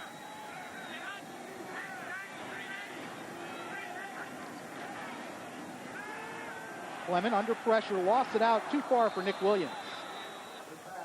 The blitz was on from Jamie Sweeney, and that forced the incompletion. Yeah, nice play defensively. Sometimes that defense is going to win battles, and that time on first down, they beat Miami to the punch. Good pressure from the corner. A little play action, want a bootleg here after the play fake, but Ty Wise didn't get out quick enough just to get enough of Brady on the outside, number 43. If Ty Wise makes that play, Ryan can step underneath and deliver a strike. Clement's been knocked down on every pass play on this drive so far. 2nd and 10 Miami. Blitz coming. Clement reads it, delivers to the outside, complete to Magic Benton down at the West Virginia 24, a pickup of almost 9. Greg Hernandez, the backup corner, had the coverage. It looks like Miami's going to attack the receiver position by committee. Maybe not 1 or 2 people are going to carry the load. Maybe 5 or 6 people get involved. It's good to see Magic Benton getting back into the ball game here. He's had 2 catches now on the day. And Butch Davis said he competed a little bit more this week at practice. And I guess Omar Roll did too. And he liked that. And he said he'll try to get them in the ball game. Third down, little over a yard for the Hurricanes. They have to reach the West Virginia 23. Chris Jones in motion. Give to James Jackson, tries to bounce outside, and Damon Coggold dropped him for a loss. Maybe a bad decision there by James Jackson trying to bounce outside on a 3rd and 1. Yeah, when you have 3rd and 1, you really have to go north and south, but Coggold did a good job of getting across the line of scrimmage on the right side of the top of your screen. Just looked like he slipped through 2 blocks at the point of attack. Daniel Franks, number 88, looked like he had him pinned, but looked like Coggold turned his shoulder pad sideways and goes up the field. You see him right there. He beats both tight ends, Chris Jones and Daniel Franks, to the point of attack and loses probably 3 or 4 yards. Loses 3. John, I'm always an advocate on 3rd and 1 or 3rd and 2. Just get your shoulders up the field. Don't try to get fancy and break it for a touchdown. All you're looking to do is get a first down. We're going to break for a commercial. There's 8 minutes left to go second quarter. It's Miami 17, West Virginia 14 at the Orange Bowl. 8 minutes even left to go second quarter. The Hurricanes with a 17-14 lead over West Virginia. Miami facing a 4th and 5 at the Mountaineer 28-yard line. They're 0 for 1 on 4th down today, and now a penalty flag flies in from the linesman on the far side of the field.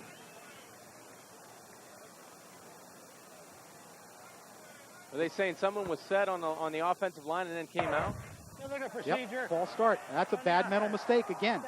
That's a 3rd false start on Miami on the offensive line, and they got Freeman Brown, the right offensive tackle, with a penalty. Yeah, it looked like, Frank, the 2 tight ends, they went with 2 tight ends to the right side. They moved to the left side, and then that caused Freeman Brown almost to come from his 3-point stance up to a 2-point stance, and they caught it.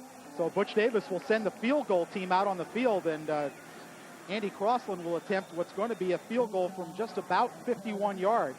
His career long is 50. He's done that twice. Now, he does have a wind blowing out of the east at his back, or at least a quartering wind, although the flag's swirling around a little bit. Jeff Popovich will hold. Ball is down. Crossland did not get that ball very well at all, and it is well short. A 51-yard field goal try. He just did not hit that one. You could tell when it came off his foot. So West Virginia's defense, with the help of some mental errors by the Hurricane offense, will take over at their 33-yard line. Yeah, that hurts. Miami really going in, poised to go for it on 4th down. They hurt themselves with a penalty, and now they give great field position to the West Virginia offense coming up onto the football field now with a little bit more enthusiasm, a little bit more emotion, getting the ball on the 33-yard line. Well, that's what Butch Davis is talking about. Opportunities lost. Miami had a 3rd and 1 at the 24, and they wind up missing a 50-yard field goal. Bulger throwing for Foreman down the sideline, too far and out of bounds. Dwayne Starks had the coverage. Yeah, I think, again, no matter who they put out there on number 23, Dwayne Starks, they're not going to have any success running speed for speed. Dwayne's got great speed. He's got great feet. And I just don't see him getting beat going man-to-man with the West Virginia wide receiving corps. Well, what the Miami coaches told us West Virginia likes to do is they like to isolate Foreman to the wide side of the field, get him one-on-one coverage, and turn him loose. This time Foreman goes toward the boundary on 2nd and 10. Motion from Leroy White, the fullback. Bulger, again, that Statue of Liberty to Zeroay, and he's got all kinds of room. Zeroay across the 45, across the 50, and Chad Pegues finally ran him down. But again, Denny Fortney ran himself out of the play. Yeah, and also the freshman linebacker, Dan Morgan, took an inside route. Really, he was inviting, the fullback was inviting him to go inside. He invites him to go inside, then tries to pin him to the inside. And also Denny Fortney, he gets fooled again. Now it's just a foot race. If the lineman passed up Dennis Scott, if he would have blocked him, West Virginia could still be running to the back of the end zone. You see Zeroay getting up saying, what are you doing? You passed up number 25, hit him. But just great play and a great call on that particular play. Well, on 2nd and long, that's what West Virginia loves to run, Zeroay. Here's the pitch to Keaton. Keaton has nowhere to go, stutter stepping around, and is dragged down for a loss of a yard. The Miami defense closing on that one very quickly. Damian Lewis with the tackle for the Hurricane defense. That time Miami runs to the football. Great pursuit, great team speed on defense, all led by the freshman, number 92, Lewis. A lot of orange jerseys around the football. That's a way to come back after a big play that West Virginia made previously on that Statue of Liberty. And I say it again, John, West Virginia on 2nd and long, they like to give it to Zeroay on draws and this modified Statue of Liberty. Miami just hasn't been ready for it. 2nd and 11 for the Mountaineers at the Miami 48. Looks like Miami, lead it by 3. Miami coming with a little pressure. Bulger has plenty of time, going deep and overthrows. Going for Corey Ivy, who's looking for a flag and doesn't get it. Yeah, that was man-to-man coverage down the field. It looked like Ivy on number 25, Dennis Scott. A little bit of collision downfield.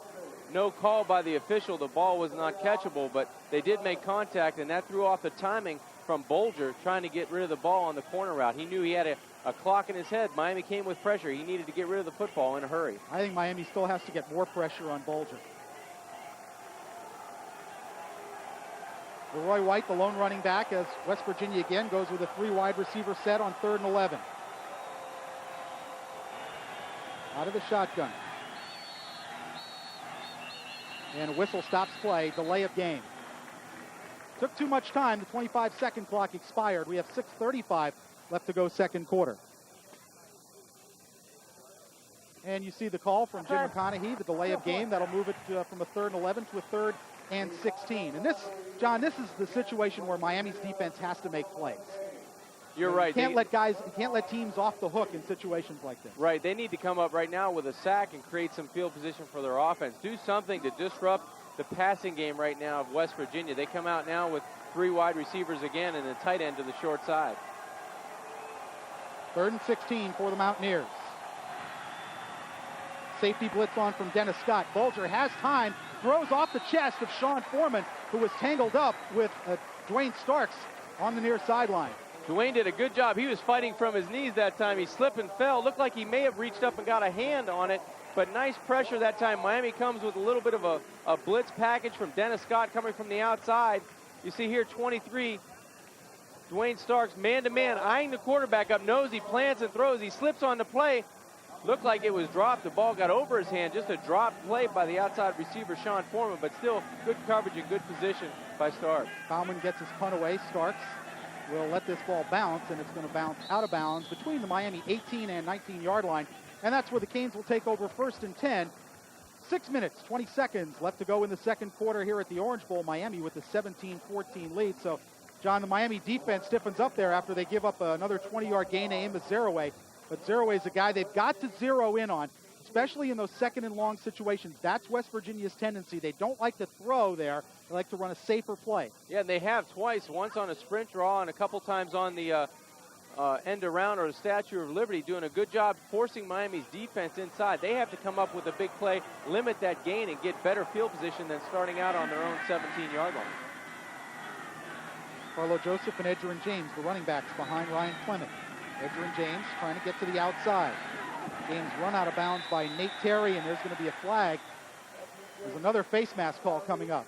Yeah, and really, there was no need for it. He was just going to run him out of bounds that time, and he grabs the face mask. Nate Terry, the cornerback, just a foolish play by West Virginia. Mountaineers definitely hurting themselves with penalties. Several face masks, a personal foul on one scramble by Ryan Clement. Really uncharacteristic, too, of the 5 Don yard Nealon face team. mask foul on the defense. This one's only 5 yards. And we'll take another look at it. Well, you see him right here. There's no room to run inside. James tries to go outside, tries to use a stiff arm of his own right here, but just a hand to the face, and I guess the official's right there on the spot. He had the best look at it, calls it on Terry, 5 yard variety, but still a bad play. Makes it 1st and 5 for the Hurricanes. Ball now just shy of their 23-yard line. Kerlin Blaze back in the game at right offensive tackle, and Yaqub Abdul-Mateen has returned at left offensive tackle. Pitch to James, behind the block from Carlo Joseph. James to the 33-yard line. Run down by Boo Sensabaugh, the safety, but that will be a Miami first down and a pickup of 12. Miami's had great success on that toss play with motion. You see number 31, Andre King, coming in and chipping down on the corner. That allows Edgerrin James to get the corner, have a lot of running room. Big play for Miami. It was 1st and 5. That time he goes for another first down. 6 minutes, 5 seconds left to go in the second period. Hurricanes hanging on to a 17-14 lead. Touchdowns from Edgerrin James on a 3-yard run. Ryan Clement on a 1-yard sneak.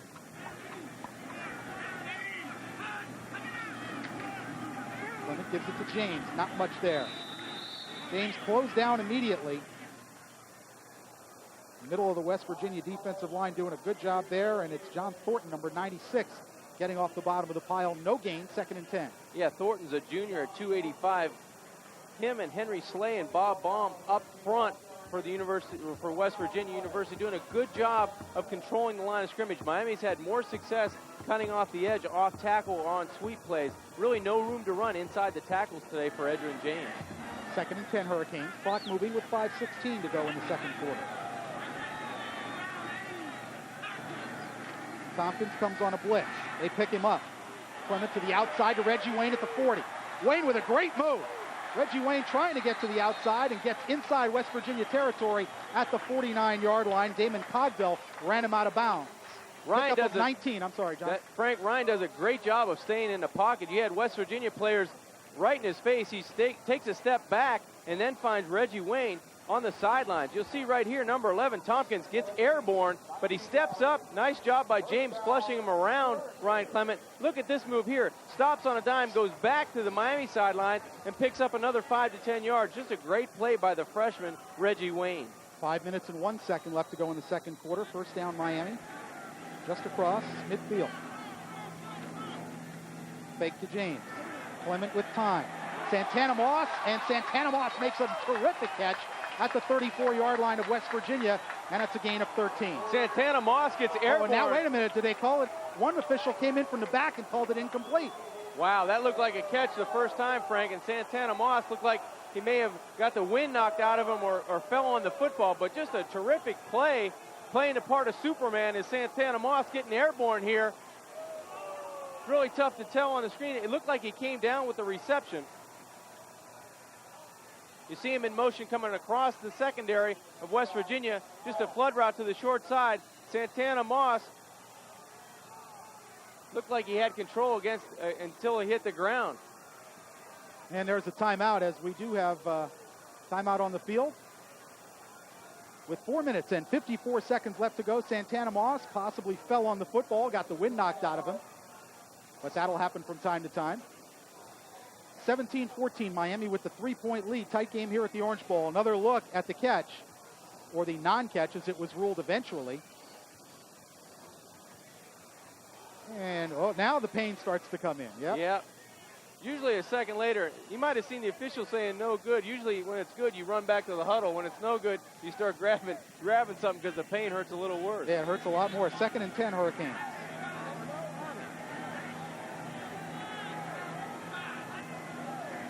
comes the blitz from West Virginia. Clement to Franks, who can't hang on. Steve Lippy had the coverage. Yeah, Bubba Franks, he's a big target at 6'6", going down the field. You mentioned number 50, Steve Lippy, doing a nice job hanging on his back, just being close enough to be a distraction, gets his right hand in there and strips the ball away from Daniel Franks. But that could have been a nice play for Miami, going to the middle of the football field to their tight end. Oh, another 3rd and long for the Hurricanes, 3rd and 10 with 4:50 left to go. Good look at Daniel Franks, otherwise known as Bubba, and ruining the fact that he could not come down with that football. Magic Benton's got the middle of the field to work if he can just get by the underneath coverage here, Frank. Late blitz for West Virginia. Clement over the middle. Reggie Wayne has it. Bounces off a tackle. Spins again. And Charles Fisher hanging on for dear life, but Reggie Wayne has a 17-yard gain and a 1st down. Ryan Clement slow getting up. In fact, still down on the turf back at the Miami 39-yard line. Well, Ryan's been getting hit all day long, and this time he stays down, but now he's jogging it off. He looks like he wants to stay in the football game, but great play down the field. You take a look, there's just tons of pressure in his face right here. Just delivers a strike. Number 98, Kevin Lando, did a great job of creating the pressure. Just a game up front. Tackle goes inside and then outside, and it puts him right on his back. Great concentration that time down the field by Reggie Wayne, making people miss and carrying defenders. One more look at the play, and on it, Gary Tompkins, the West Virginia safety, was injured. He is walking off the field limping somewhat. There's Tompkins, number 11. He delivered the first hit and looked like he might have twisted a knee or an ankle there. And then Charles Fisher just hung on for dear life as Reggie Wayne was trying to get away. We have 4 minutes, 40 seconds left to go second quarter. It's Miami 17, West Virginia 14. We get word that Gary Stills, the West Virginia rush end, is in surgery for that dislocated thumb he suffered early in the game and will not return. That just sounds painful. Yeah. I'm no doctor, but that sounds painful. I got the cringe up the back of my neck, too, right on that one, Frank. 1st and 10 Hurricanes at the 31. 4.5 to go second quarter. Miami keeping the drive alive with a big 3rd down conversion. Edgerrin James with the football. James gets away at the 30, the 25, and is dragged out by Booth Sensabaugh at the 20-yard line. Should be 11 yards and a 1st down. Nice individual effort that time by James on the outside. Looks like there's another player down for West Virginia. That's 2 and 2 plays. But right there, the offensive breakdown, you see 141 yards for James and Wayne. Just doing a great job. The rest of the team only with 133, so that's a 1-2 punch for Miami. Coming up big in this first half. Jamie Sweeney, the West Virginia linebacker, the senior out of Greensburg, Pennsylvania, is down and in some distress as the West Virginia trainers look at the left knee, or the right knee, excuse me, and you see the brace he already has on. So apparently he has had some problems with that knee in the past. There's 4 minutes and 17 seconds left to go in the second quarter. The Hurricanes with the 17-14 lead over West Virginia as they work on Jamie Sweeney, and you see him covering his face, and this does not look real good for the young man. Anytime you do that, Frank, you look like you already know what the diagnosis is going to be. He already has injury to that knee, and he's not really trying any effort to try to get up because that knee must be giving him a tremendous amount of pain, and we can only hope that it's not as serious as it looks right now. Let's recap the scoring for you briefly. Andy Crossland opened the scoring with a 32-yard field goal for Miami. Mark Bulger hit Chad Wabel as tight end with a 16-yard touchdown to put West Virginia on top as we take another look at the injury to Jamie Sweeney. Watch the leg right there. Got bent as Carlo Joseph was engaged in the block, and then he tripped over it, and that's where the injury occurred to Sweeney. There's 4 minutes, 17 seconds left to go in the second quarter. With the injury, we'll take a timeout. It's Miami 17, West Virginia 14 here on Sports Channel. 17 seconds left to go in the second quarter. Miami with the 3-point lead over the Mountaineers as Jamie Sweeney walks off under his own power, and that's always a good sign. Coming up at the half, we'll interview Bubba McDowell, the former Hurricane and NFL safety, as we take part in the celebration of the 87 UM championship team. We'll also have stats and highlights. That's all coming up at halftime. For the moment, the Hurricanes with another opportunity in the red zone, 1st and 10 at the 20-yard line of the Mountaineers. The pitch to James. Working behind Carlo Joseph. Edgerrin looking to throw the ball, threw it right into coverage, and the interception coming back the other way. Picked off by number 3, Perlo Bastine, and just a bad decision by Edgerrin James. Well, you're coached on that one. If it's there, go ahead and throw it. I don't care if it looks like it's going end over end. Just get it close. But if he's not open, tuck the football underneath your arm, get what you can, and we'll live to play another day on second down. That was just a bad decision by the sophomore running back. Hey, he didn't come to the University of Miami to throw touchdowns, but if he's wide open, go ahead and give it a shot.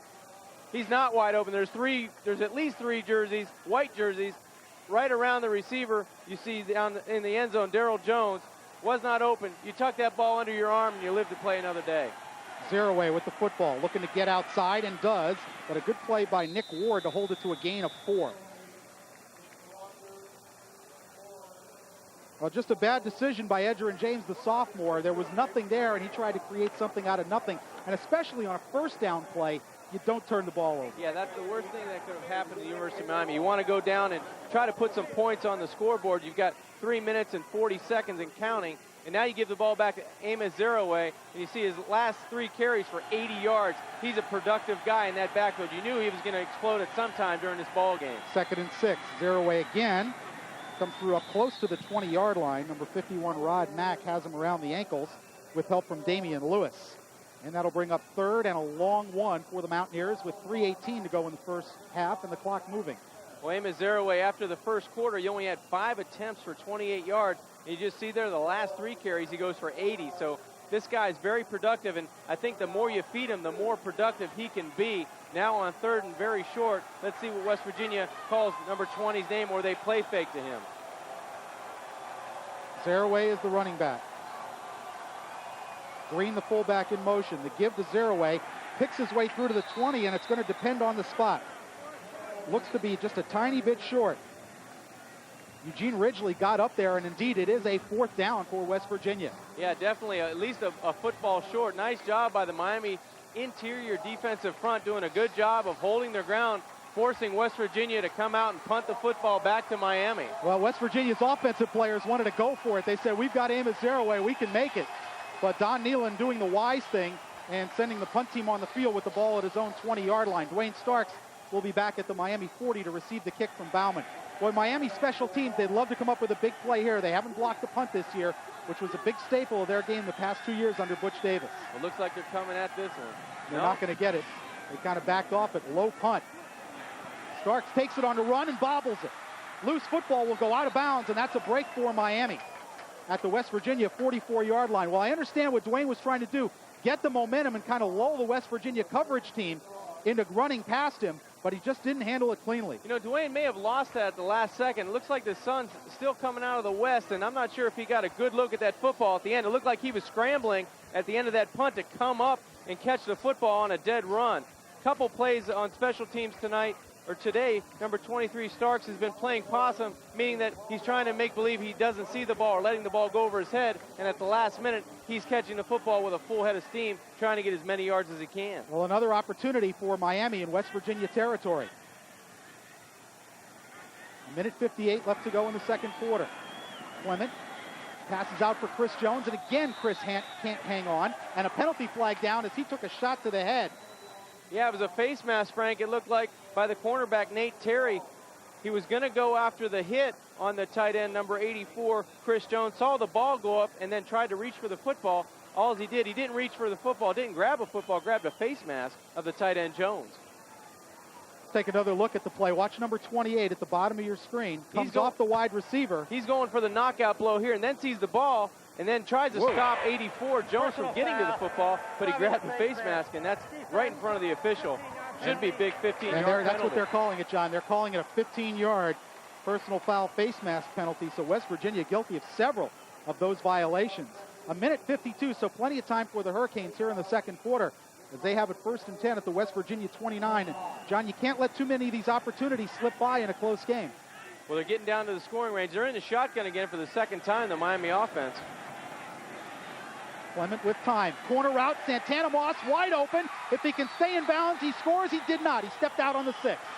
Well, Frank, do you think that's his route, the corner route? I tell you what, he's been so open, it's hard for Ryan not to hit him on the corner route. He comes in and out of that break with such speed and gets to the corner of the football field. Does a great job to the top of your screen. This shotgun is definitely giving Miami more time to throw the football, and I don't really care what anybody says. It gives you more time to get back and get away from the line of scrimmage and read downfield.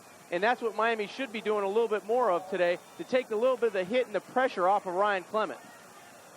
The gain from the 29 down to the 6-yard line, 23 yards for Santana Moss.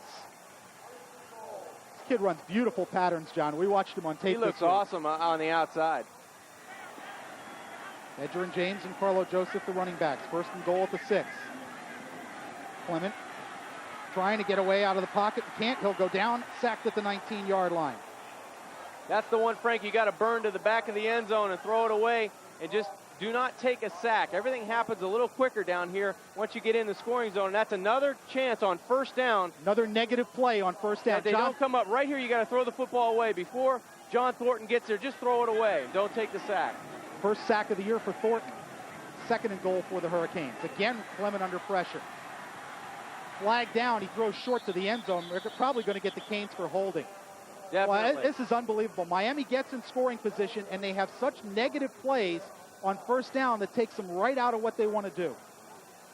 Just break the momentum. It's momentum breaking, and it's disheartening to get so close to the end zone. You get inside the 20-yard line, and you find yourself going towards the other goal line instead of the one where you're trying to move to score. Now, the penalty flag thrown about 8 yards behind the line of scrimmage, so they'll mark off 10 from there. So in reality, it's an 18-yard penalty. Holding on the offense, 10-yard penalty. A minute 10 left to go in the second quarter. Well, this is what drives coaches crazy. It's the second time that they've been down inside the 10-yard line and have just had a very bad negative play on first down, and it just takes you out of what you're trying to do down in the red zone. Well, and what do you call? You come out and you're Larry Coker and you're 2nd and 36. You know, it's kind of tough to call the game. Now, look to go one-on-one up top to Reggie Wayne. That's what they did last time in this situation on the in route.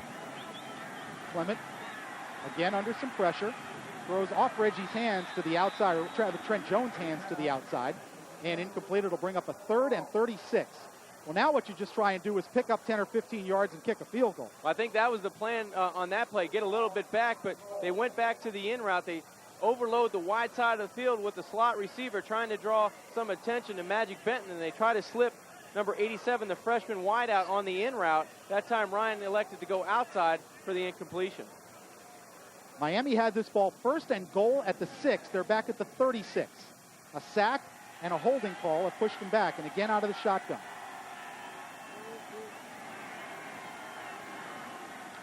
Four-man rush. Clement again in some trouble, and he's going to go down back at the 50-yard line.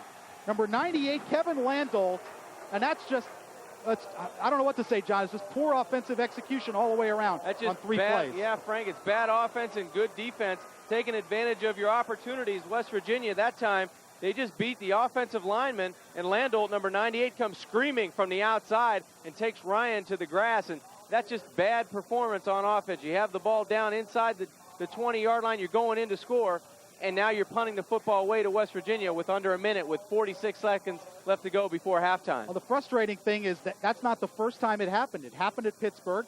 It's happened here again today. Now, Miami settled for a field goal the first time today they were in this situation, but you know, to go from the 6-yard line back to the 48, that to me, that's inexcusable. And on first down with a senior quarterback, if he's under a rush, like you said, throw it up in the seats. Yeah, that's where they got in the hole right off the bat. They tried to make a big play. There was nothing there. West Virginia had a nice defensive call on. They made a good coverage in the secondary. Hey, they win that play. Throw it away. Now it's second down, but you still have the goal line within 10 yards or something like that. You're in a better situation. You take the sack, then you get the holding call, then you get another sack, and now you're punting the football away. And it doesn't even look like now you're going with no momentum. You had some momentum. You had some energy created there. Now you go in and say, wow, it's all over again. This is happening to us again. Hurricane fans, get ready for the big one. It's the Canes versus the Seminoles from Doak Campbell Stadium. Tune into Sports Channel next Saturday night at 11:30 p.m. and see if the Canes can upset the Seminoles in their house. I'll tell you one thing, they're not upsetting anybody unless they can get this red zone offense straightened out.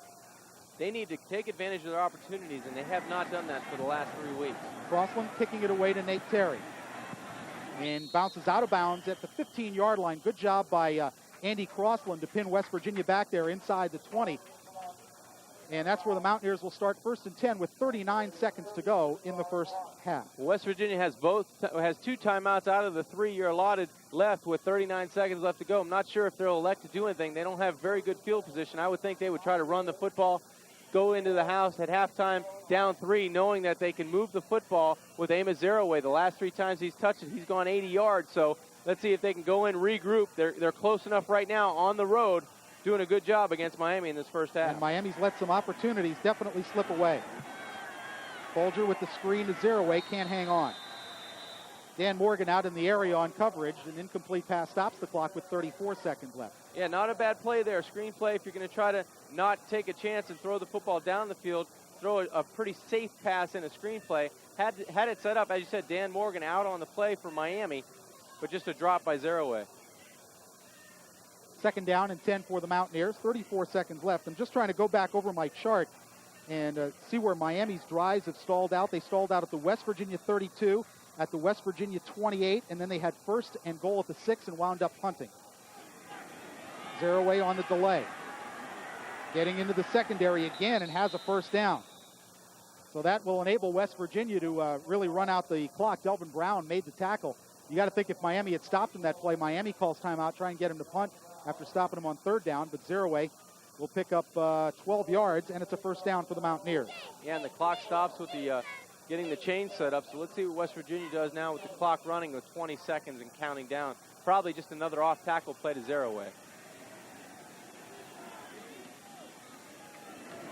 Folger, pump fake. Throwing it deep for Ivy, catches it, and they say good. Yes, it is complete at the 48-yard line of West Virginia. Well, just like I said, probably another off-tackle play to Zeraway. They fake it and go downtown. They get a nice completion almost out to midfield at the 48-yard line. Now they've got a chance to really throw one down in the end zone if they would like. Well, Dwayne Starks got beat that time, and Chuck Pagano, the defensive back, or excuse me, it's Dennis Scott. Chuck Pagano, the defensive backs coach, was a little bit upset there. Folger, and Derek Ham has him for the first Miami sack of the day, and that is how the first half will end here at the Orange Bowl. Derek Ham's second sack of the season, first today for Miami. Well, John, an up and down first half, 17-14. The Hurricanes lead it. We'll be back with our halftime interviews, stats, and more coming up here on Sports Channel.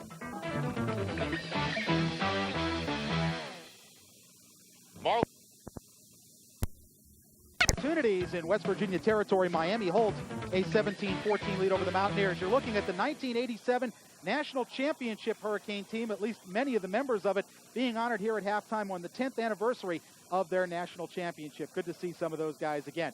Let's take a look at first half highlights now. John Congemian with Miami up 7-3. West Virginia came back. Play action pass from Mark Folger to Chad Wable, and they get a 16-yard touchdown. Yeah, it was just miscommunication in that Miami secondary. It looked like the free safety, Ridgely, missed the tight end wobble coming across the middle, just wide open. All he had to do is cradle the ball in for the West Virginia score. But the Hurricanes responded with a touchdown drive of their own. It ended with an Edgerrin James 3-yard touchdown. Just a burst of speed to the outside pylon. Edgerrin James gets it in from inside the 5-yard line for Miami to get on the scoreboard. And with Hurricanes jump back on top by a score of 10-7. Then a great out pattern by Santana Moss.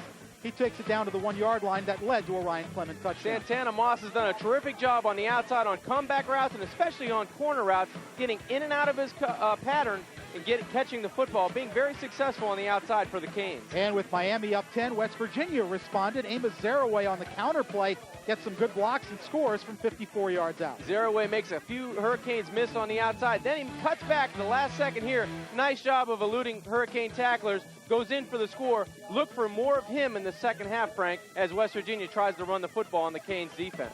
Zeraway 12 carries for 133 yards as we look at some of the first half numbers. And a lot of total yardage being put up by both offenses. 226 for the Mountaineers, 265 for the Canes, 21 first downs for Miami. And, John, they should be leading by more than 3. They really should. Miami's run 49 offensive plays in the first half. I mean, if you get close to 70, 75 plays, you've been successful. They're already on 50, so they need to convert, make the plays. They have the opportunities. They just need to convert when they get in the scoring zone. And we'll have the second half kickoff from the Orange Bowl right after this on Sports Channel. Back at the Orange Bowl, it's Miami 17, West Virginia 14 as we get ready to start the second half here at the Orange Bowl. Frank Forts and John Congemi with you on Sports Channel. And a look at the temperature hovering up near 90 degrees here in the OB today. And those cool zones are being put to good use, especially by the Mountaineers. That'll make you feel good if you're West Virginia coming in. It's a little cooler up there than it is right now in South Florida, so a lot of guys taking advantage of the cool zone. Nate Terry and Curtis Keaton back to receive George Gaitan's kickoff. as West Virginia won the opening toss and deferred to the second half, where, of course, they elected to receive. So the Hurricanes with some missed opportunities at the end of that first half. The interception on a first down play of the halfback pass from Edger and James, and then the 1st and goal at the 6 that wound up back close to the 50-yard line, and Miami had to punt. Gaitan trying to pin Terry deep in the corner, and does. He almost stepped out of bounds. Terry has a lane. Nate Terry still going, finally hauled down up at the 42-yard line. Number 60, Carlos Garcia, made the tackle for Miami, but that's poor special teams play from Miami, because it was a good kick from Gaitan. In fact, he almost forced him to step out of bounds. Terry did a great job just staying in bounds. He was very close to that sideline. Did a great job taking it straight up the sideline, the Miami sideline, then cutting it back across the field. Did a nice job of just getting the ball, advancing the ball outside the 40-yard line all the way to the 44-yard line. Nice feat by staying in bounds by Terry. First down, White the fullback in motion. Folger, 3-step drop, delivers it low. As he was going for Wabel, his tight end, Rod Mack, had the coverage. Good coverage on the outside by the linebacking core of the Hurricanes that time. He had Rod Mack in great position on the outside, along with Michael Smith, number 59, just in perfect position. Looked like the West Virginia offensive receivers were too close together, Frank. They were trying to go one back to the outside and the tight end over the top, and just bad separation, bad spacing by West Virginia. This is where West Virginia likes to give it to Zeraway on 2nd and long. He's the lone running back. They're going to throw it this time, Frank. Folger, 3-step drop, pass over the middle, incomplete for Corey Ivy. Interference going to be called against Dennis Scott. Yeah, it looked like he came right through Ivy's back, did number 25, Dennis Scott. It's thrown by the side judge. Just bad timing that time by the strong safety Scott for the Hurricanes. You'll take another look. Just on the quick slant, it was really pump fake by the quarterback. That made Scott try to go right through his back, tried to time up the throw. The pump fake got him. Interference against the Hurricanes. We'll move it up to the 49-yard line. And a first down for West Virginia. I don't know, if I'm West Virginia, I'd come out and want to run a little bit of Zeraway, a little bit through tackle to tackle. He had great success in that second quarter. Now coming out in the third quarter, you've got great field position just about at midfield at the 49-yard line. So let's see what West Virginia does with a new set of downs. Just underway in the third quarter. Miami with a 3-point lead, and really they could be up a lot more in this game with the missed opportunities that they've had. And that's what Butch Davis has been concerned about. Here's Zeraway again, busting through Miami territory and the 40-yard line before Eugene Ridgely made the tackle. Gain of 11 and a first down. Boy, nice blocking up front by that West Virginia offensive line. They did a good job of creating a huge hole for Amos Zeraway. Doesn't need a big hole. He's only 5'10", but he had a lot of room. You see Pegues coming back off the football. Did a great job of just taking what was there. He ran full steam ahead. He was at full speed probably when he hit the line of scrimmage.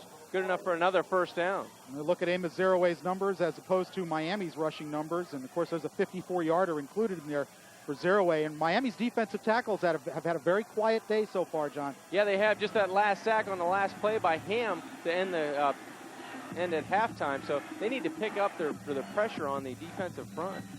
Delay to Zeraway. Cuts it back inside and picks up about 3. Chad Pegues along with Michael Smith making the tackle for the Hurricane defense.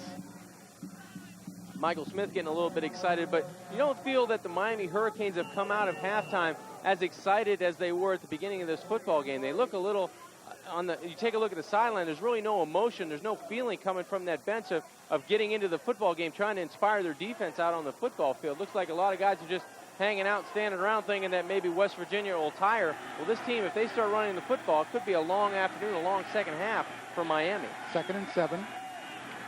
There's the quick screen, wide receiver screen to Foreman. Foreman be stood up by Michael Smith, and he holds him shy of a first down. Pickup of about 4 yards on the play, so pretty good read from Michael Smith there. Yeah, great read by the defense. That play looked like it was going to be a little bit more than what it ended up being, a 4-yard gain. Nice pursuit by number 59, Michael Smith. A lot of orange jerseys around the football. Just a flanker screen out to the left-hand side of your football screen. You'll see Rod Mack going out there pursuing, and Michael Smith doing a nice job. Dennis Scott breaking down. Dennis Scott really stood the play stopped up. it. Yeah, did a good job at that strong safety position, bringing a 3rd and a long 2. Curtis Keaton, the lone running back.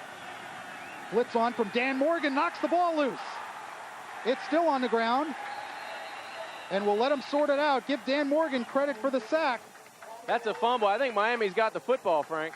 Referee's trying to unpile the players. Miami thinks they have it. I agree. Just a nice play by Dan Morgan coming on the inside. Chad Pegues down on the bottom of the pile. And Chad Pegues comes away with the football. It's still no signal. And now they're going to give it to Miami.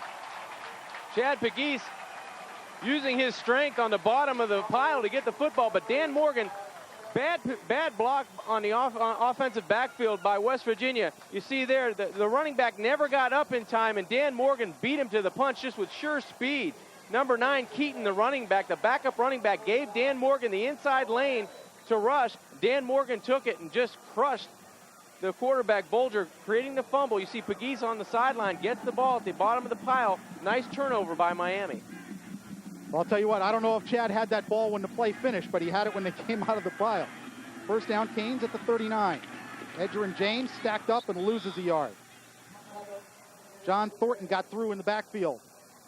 Frank made another play for the West Virginia defense. Frank, it's a bad sign when you get the football on the 41-yard line and your offensive linemen are around the 35-yard line trying to catch white jerseys. That time, West Virginia beat Miami to the punch offensively, and they didn't do a good job coming out after that fumble, trying to create something on the ground.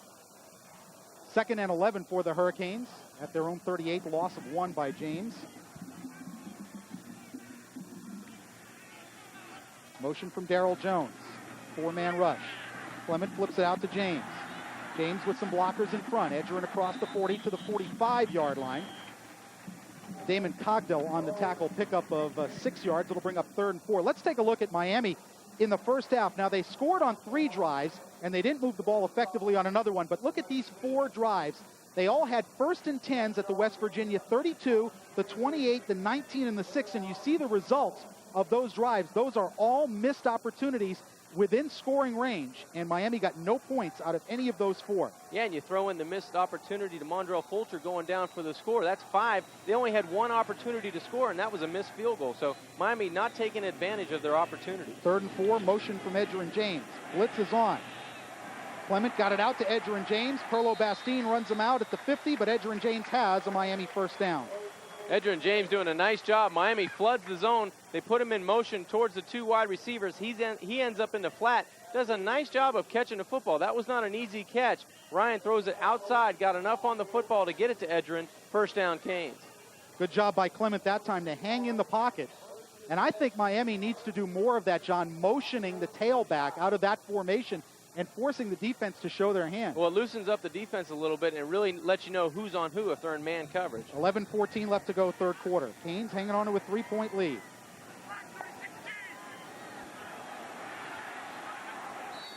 That was delay a game again, Frank. They did not get the play off in time. Ryan, you could see Ryan checking out of the play they had called, and this will cost Miami 5 yards.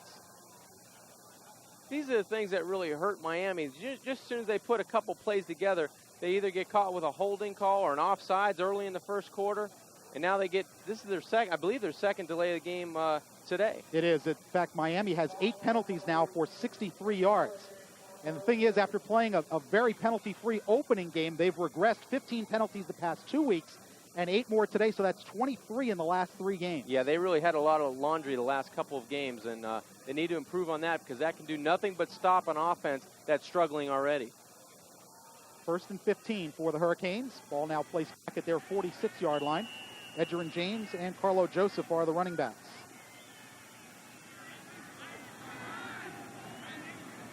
And again, a flag goes down. Looked like moving on the interior front by Miami. Look on the right side, and I don't want to call number 55 again, but I'm not sure who moved. Well, if it's Eric Schnupp, that's his 3rd today. And that's just, you know, it's unacceptable. And you see number 78. Yeah, it's Freeman Brown. If you saw Freeman Brown rock back in his step there. Or is it Curlin Blaze? It's the right offensive tackle. I can't see the It's Curlin Blaze because number 78 is going into the football game to replace number 55, Eric Schnupp, because that's the 3rd time he's jumped off sides and just moved in his crouch position. So it's 1st down and 20. Again, the Hurricanes reaching West Virginia territory and then going backwards. Going on the fade route, possibly up top, Frank. Delayed blitz coming. Clement looking for Reggie Wayne, incomplete at the West Virginia 33. He had Nate Terry all over him, and the fans looking for a call, but they're not going to get one. Reggie Wayne still down at the West Virginia 31-yard line. Yeah, there looked like there was a little contact there. That was a very catchable ball. Reggie trying to run through the catch. Ryan gives him just a hand audible, and he goes out and takes off. Best release possible was inside. He takes off inside, and it looked like it was all over. Looked like he made contact on his back when he was airborne. Could have been called in Miami's favor that time. It was not. It'll bring up 2nd and 20, and Reggie still down. Probably had the wind knocked out of him. Doesn't look to be anything more serious than that. We hope it's not. He has been an outstanding find for the Hurricanes. The true freshman out of Marrero, Louisiana, came into the game with 15 catches for a 14.3-yard average, has 4 more catches today for 71 yards.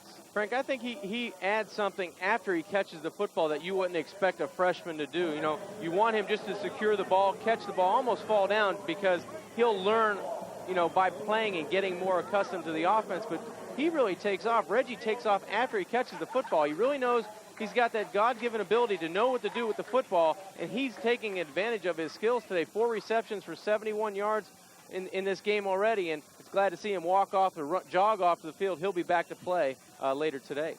We've gone through this game with both teams combined. We haven't gone more than 7 plays without a penalty. Wow.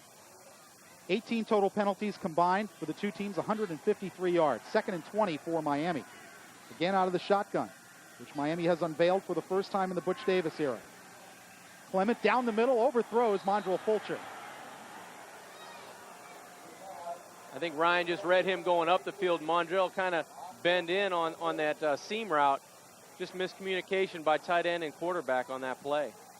Well, the tight ends have been open today, and that's the second time that Ryan has missed Mondrell coming down the middle. Yeah, the first one was a touchdown. That was the one that really hurt because he made such a nice move to the outside and breaks it back to the inside. That time, there were a couple white shirts in the area. Lucky that one was overthrown. 3rd down and 20 for the Hurricanes. 11:04 to go, 3rd quarter. Frank Fort, John Kajemi with you on Sports Channel. Again, Clement in the shotgun. Off to Carlo Joseph. Flag down, back in the Miami backfield. Carlo Joseph across the 50. Still going down at the West Virginia 42-yard line. He'll be short of a 1st down, but we have a flag back in the Miami backfield. Yeah. Tyshawn Evans made the tackle, and it's holding on the Hurricanes. Well, this has got to be very disconcerting for Butch Davis and for Art Kehoe, his offensive line coach.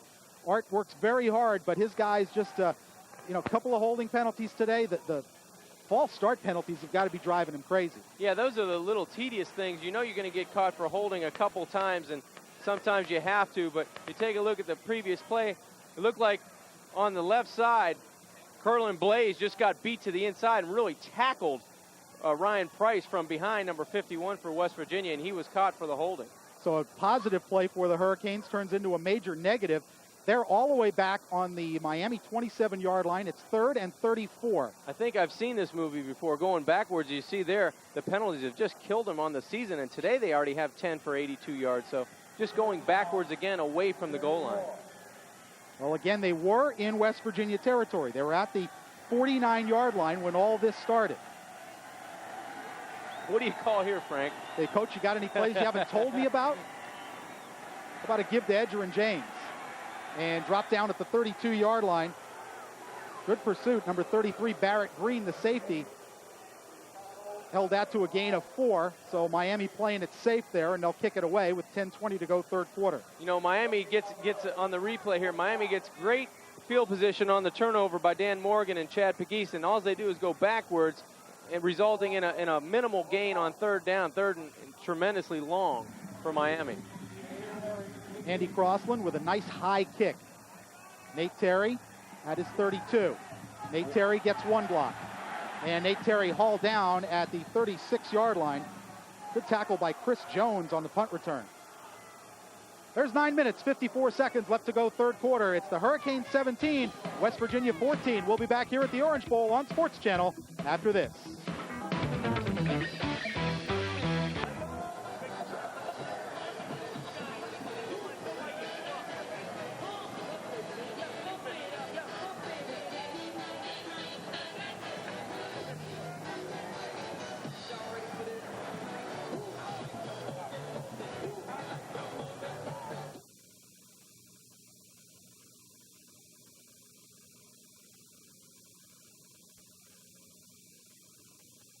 The offensive line coach, Art Kehoe, talking to his group, and that unit's going to have to pick up their play. Miami needs more points today. They're up 17-14. That's not going to be enough. No, I don't know if Art's in the talking mood either. I don't see a lot drawn on the board. He's probably telling his guys, hey, listen, we're killing ourselves with penalties, and we can't give West Virginia this many opportunities to get the ball. You know, they're on the 38-yard line, and Miami received the ball on the 39. So it's just not a very positive series for Miami. 1st and 10. Give to Leroy White, the fullback, his first carry today. Derek Ham makes the tackle at the 42. A gain of 4 on 1st down for the Mountaineers. Little trap play up the middle. Steve Ford, the left guard, pulling for the fullback, Leroy White. Quick hitting play, a close to 5-yard gain on 1st down for the Mountaineers. 9:35 left to go in the 3rd quarter. The Hurricanes with a 17-14 lead. But they have squandered several opportunities deep in West Virginia territory, as we outlined for you a few minutes ago. White in motion. Fake to zero-a. Bulger with no pressure. Hits Corey Ivy for a 1st down at the Miami 49-yard line. Rod Mack and Michael Smith, 2 linebackers, combining on the tackle. Great timing that time by quarterback and receiver. Bulger to Ivy. Ivy goes down and just button hooks back around the linebacker, did a spin move and just came up and came back to the football. That's why that play was successful. He came back to the football. You'll take a look. This is a perfect view. You'll see Ivy come across your screen and turn right around, spin right around number 59, Michael Smith. He was at great position on coverage, but just a better throw and a better route. 1st down, West Virginia, inside Miami territory. And timeout called by Mark Bulger. West Virginia had an extra player on the field, a wide receiver. He got off in time, but then they were confused about the formation, so Bulger took the timeout as Don Nealon wonders what's going on. It's 8:47 left to go, 3rd quarter. Miami 17, the Mountaineers 14. We'll be back on Sports Channel after this. It's up 17-14 over the Mountaineers. 8:47 left to go, 3rd quarter. And one of the reasons this play broke down, John, and the timeout was needed is watch Mark Bulger, the quarterback. Well, you can't blame him. Everybody looks... I think everybody looks the same. Look, if I'm the quarterback right now. Especially in that stance, they all kind of look the same. There's not a lot of personality looking at you right there. So you just got to find something that looks familiar and stand around it. Bulger did a good job. He went underneath the left guard, but he had enough intelligence to call timeout. I don't recall who it was. I saw a highlight last week. One player in the NFL, he wrote on the back of his pants, the center, place hands here. That's right. So maybe that's what Bulger needs. He needs a little sign on the back of the center. You saw that guard. He's not used to... He said, hey, whoa! Hey, you got the wrong guy. Get a room. 8:47 left to go, 3rd quarter. 17-14. I'll tell you what, Butch Davis can't be real happy right now because his offense has squandered away several opportunities to really take a big lead in this game. The Canes could easily be up 2 touchdowns by now. But West Virginia is hanging around, and that's not a good sign if you're Miami. 1st and 10 from the Miami 49-yard line as we come back to play. Frank Fort and John Congemi with you on Sports Channel.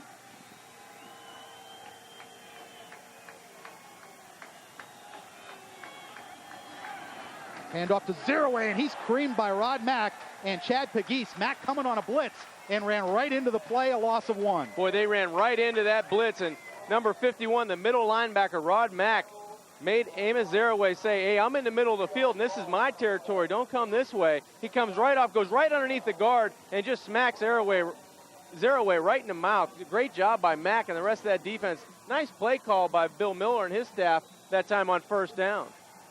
One more time, he just rocked his world. 2nd and 12, loss of 2 on the 1st down. Motion from White. Fake to zero-a. Bulger with plenty of time. Throws it low and incomplete. He's going for Sean Foreman, Dennis Scott in the coverage, and a flag down. May have been lined up, looked like there wasn't a guy on the end of the line of scrimmage because that play will come back. It could be an illegal formation. If I'm Miami, I'm declining the penalty and bringing up the 3rd and 12. Yeah, I think that's the call. Miami, nice coverage that time by Miami. Really know where to throw the football downfield. Jim McConaughey, our Big East lead official today, will give us the call. Illegal formation on the offense. You called it, John, the illegal formation. 8:04 left to go, 3rd quarter. The Hurricanes clinging to a 3-point lead. And now a big 3rd down play. Miami coming in with their dime package as Tavokius Bonner and Delvin Brown enter the game on a 3rd and 12. Yeah, Michael Smith and Dan Morgan come out of the ball game. This is where Miami forced a turnover last series when West Virginia had the football. Just the 4-man rush. To the outside, almost intercepted by Nick Ward as the ball bounced off the hands of Fisher, the wide receiver, or rather Pat Green, the wide receiver, and that'll bring up a 4th down in a punting situation.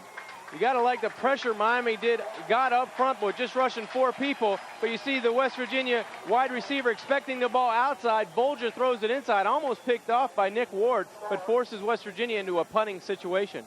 Ryan Bauman on the kick, and West Virginia late getting a player onto the field, one of their flyers. Number 35, Dave Lightcap, the reserve safety. Canes coming after it, do not get there. Kick off the side of Bauman's foot, but it gets a nice roll and will go out approximately at the Miami 18-yard line. That's where the Canes will start, 1st and 10. Yeah, well, John, I want to take one thing back. I said it was a 4-man rush last time. They did bring Tavokius Bonner, one of the dime backs, just to put a little extra pressure on, but the main thing is they forced the incompletion. You're right, and they did force some pressure on that punt. Bauman really trying to get rid of it a little quicker than he normally does. Kind of caught a shank off the side of his foot, but got the nice bounce inside the 20-yard line. Miami sets up camp on the 18, and very critical point in this ball game, Frank. Really, nothing's happened in this 3rd quarter to write home about. Miami needs to come out and really sustain a long drive, try to get some yards on the run. I think Miami's offense really works well, or any offense really works well, when you're running the football, and it's up to that offensive line to really come in and make a good series. Put a couple series together where they don't have a penalty holding them back, where they don't have a holding call or an offside, no drops. You see number 21 in the backfield, James Jackson, he gets the call along with Carlo Joseph. So a lot of people coming into the ballgame for Miami. Kick off your Sunday mornings with the state's most comprehensive pregame show. AutoNation USA presents Sunday Morning NFL. Join the team on Sports Channel every Sunday from 10 to 11:30 a.m. when we take you inside the huddle of the Bucs, the Dolphins, and the Jaguars. The NFL Florida style exclusively on Sports Channel. 7:50 left to go, 3rd quarter. Kind of a slow-moving game through the 2nd and 3rd quarters. It was pretty fast-paced 1st quarter, but both teams have settled down here and slugging it out because we had a 17-14 score midway through the 2nd period. And as you said, John, I think this is a pretty critical possession for the Hurricanes. They need to move the football, and when they get their opportunities, they need to convert because they're going to look back at the end of this game and they're going to say, we blew it. Well, you take a look in the 2nd half, they've had the ball twice, -1 yard rushing and passing, only 13 yards, a total of 12. Even I can figure that one out. They're not very successful coming in offensively in the 2nd half. The defense set them up with a nice turnover. They got the ball on the 39-yard line only to punt it back after losing 7 yards. So Miami right now offensively needs to come up and make something happen. Ryan Clement needs to get some time and make something happen outside with his freshman wide receivers. He had 24 yards, in penalties on that last drive as well. James Jackson and Carlo Joseph, the running backs. Pitch to Jackson. Jackson cuts up inside at the 22-yard line. Perlo Bastine, the corner, comes up to make the tackle. Pickup of about 4 on 1st down for James Jackson. Miami again trying to go with that motion to try to seal the corner and take it outside on the toss sweep to the wide side of the field. Jackson does a nice job cutting inside his blocking of his fullback, but West Virginia pursued pretty good on that play, held him to a 4-yard gain. Looked like it was going to be a little bit more on the outside, Frank. And James Jackson talking with Don Solinger, the running backs coach. Daryl McMillan, again, not playing today, has the collarbone injury, which he played through the last 2 games after suffering it at Baylor. On 2nd down, Clement to the outside. Omar roll complete at the 25, fumbled it out of bounds. And it goes out at the 32-yard line, but I think they're going to bring this back to the point of the fumble. Great timing on the play by quarterback and receiver. As soon as Omar came out of his break, the ball was delivered, and that's what gave him outside leverage to beat the cornerback, Bastien, number 3 for the Mountaineers on the sideline. The ball will come back. I'm not sure that gives them a 1st down, Frank. It does not. They're about a yard short. And that's the 2nd time that Omar Roll has fumbled in the last 2 home games in similar situations where he really hasn't tied up the football. Well, here's a critical situation. They need to stay on sides and maybe force West Virginia to jump. 3rd and 1 for the Canes. Jackson with the deep handoff, and he's going nowhere. Number 44, Jason Williams, the backup middle linebacker, but there is a flag down. Well, that play was going nowhere from the get-go, Frank, and there were more West Virginia people in the backfield, but it looks like West Virginia may have lined up in the neutral zone. They did, and the signal is offside, and that would give Miami a 1st down at their 33-yard line. Well, just as Miami has hurt themselves offensively interior, you take a look at the end of the line of scrimmage. His helmet is in the neutral zone when the ball was snapped. So good play by the Cadence and a nice play by the offensive line of not jumping off sides. But they've got to block better than that. A blitz coming on third down, and nobody picked it up. James Jackson had no chance on that running play. No, James was 5 yards deep in his own backfield getting hit by a West Virginia linebacker, and that's not good for anybody. 6:40 left to go third quarter. There's a look at the West Virginia penalties, and they have hurt. No question about that. Canes with a gift first down. Let's see if they can take advantage. Motion from Santana Moss. Play action from Clement. And a catch by Santana Moss up at the Miami 48-yard line, where he is dragged down by Barrett Green, the safety, but that's a gain of 16 and a Miami first down. Great concentration that time outside by Santana Moss. The ball was deflected by Cogdell, number 1, the linebacker. He still had enough concentration to catch the football. Take a look at Clement in the pocket with plenty of time. This ball is deflected before it gets to Santana. He does a great job of just readjusting his hands and concentrating on the ball. He's over the middle of the football field. He could get hit, but he concentrated on the football. Big play for the Canes. Big play by the true freshman out of Miami Carroll City High School. James Jackson with the football. Jackson across the 50. Jackson still going. And Jackson has a first down at the West Virginia 41. Damon Cogdell, the linebacker, made the tackle, but that's a gain of 11. Jackson showing some speed off right tackle that time, really accelerating through the hole. Nice job on the point of attack by the Miami offensive line. Take a look at Wayner, the center, just dominating the defensive tackle, Thornton. And now it's all number 21, James Jackson, going to the outside, getting another first down for the Canes. Now they've got something going, Frank. This is where I start to get scared if I'm a Miami Hurricane fan. Two good plays in a row. What's going to happen now? They're going to burn themselves. 5:43 left to go third quarter. Let's give Eric Schnupp some credit for a good block on that play. We've been on him about the false start, so let's credit him with a good block there. Three-step drop, Clement to Reggie Wayne. Reggie Wayne close to another first down at the Mountaineer 40-yard line.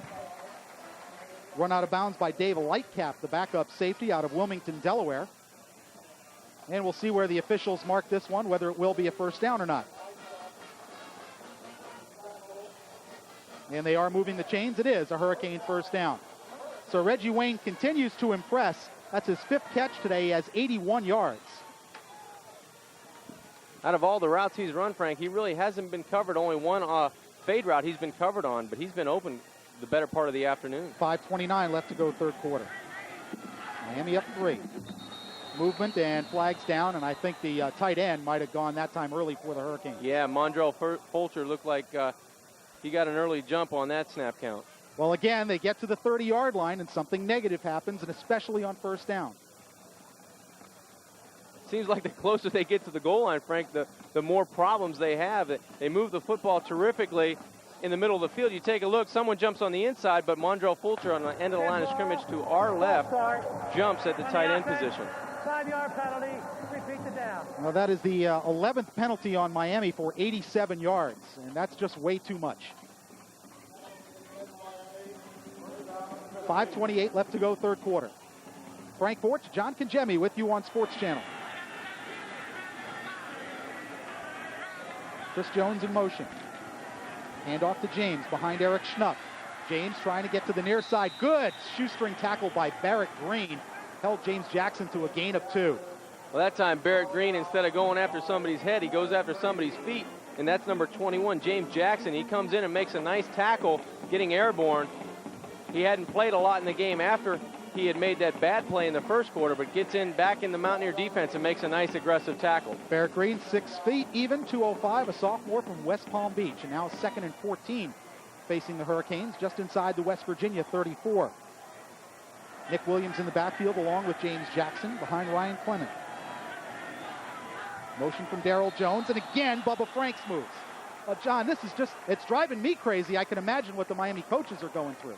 Yeah, I shouldn't have said anything, Frank. Normally when you let a lying dog sleep, nothing happens, but you try to wake him up, and you get inside of the crucial scoring zone. You get in and move the football. On the offense, 5-yard penalty, repeat the down. You just can't do that, Frank. Those penalties are killing the University of Miami. They get no momentum. You see guys with their hands on their hips in the huddle now saying, hey, guys, let's put it together. It's always one guy. They've got 10 guys on the same page, and one guy seems like they're either busting mentally or physically when they get down in the scoring zone. Now, I know the competition's been tougher since the opening game, but they played a 2-penalty opening game, and since then they've just been awful penalty-wise. On second down, play action. Clement gets it out to James Jackson at the 35. Escapes Jason Williams and gets down to the 32-yard line. Gain of 7 on the play. That'll bring up a 3rd down and a dozen. Boy, I look for Miami to come right back in this series if they get a first down, or maybe right here if they get the same coverage, because West Virginia secondary busted on Reggie Wayne. He escaped the cornerback pressure, and there was no one covering at the deep third nearest to the Miami sideline. Reggie Wayne had a free run into the end zone. If Ryan would have saw that, it was a pure busted coverage by the Mountaineers secondary. 3rd down and 12 from the West Virginia 32. 4-man rush. Clement under some pressure, gets it to Carlo Joseph, trying to turn it upfield and cut down inside the 30-yard line by Perlo Bastine, well short of a first down. Yeah, Ryan hits the turf again. Number 78, Henry Slay's played a good game for the Mountaineers up front, but short of the first down. That'll bring on the kicking team, and hopefully we can get on the board here and make it a 6-point game at 20-14. But Frank, you have to be disappointed after driving so easily from 30 to 30 to always be stalled here and hit the brick wall. Jeff Popovich will hold at the 36-yard line of West Virginia. Just inside the 36 will make it a 45-yard attempt officially. Delvecchio snaps. Popovich's hold, and Crossland missed that one badly again. He just does not hit the ball solidly on 2 long field goal attempts. And in fairness to him, he had his ankle wrapped on the sideline in the first half, his plant foot. And I just don't think he's planning well and swinging the leg through. Well, he's limping off to the sideline, and I'm not sure if he can kick. Butch Davis asking him right now if he's all right to kick. 2:57 left to go, 3rd quarter here at the Orange Bowl. The score remains Miami 17, West Virginia 14. We'll be back in a moment. A 2nd and 8 upcoming for the Mountaineers with the ball just outside their own 30-yard line.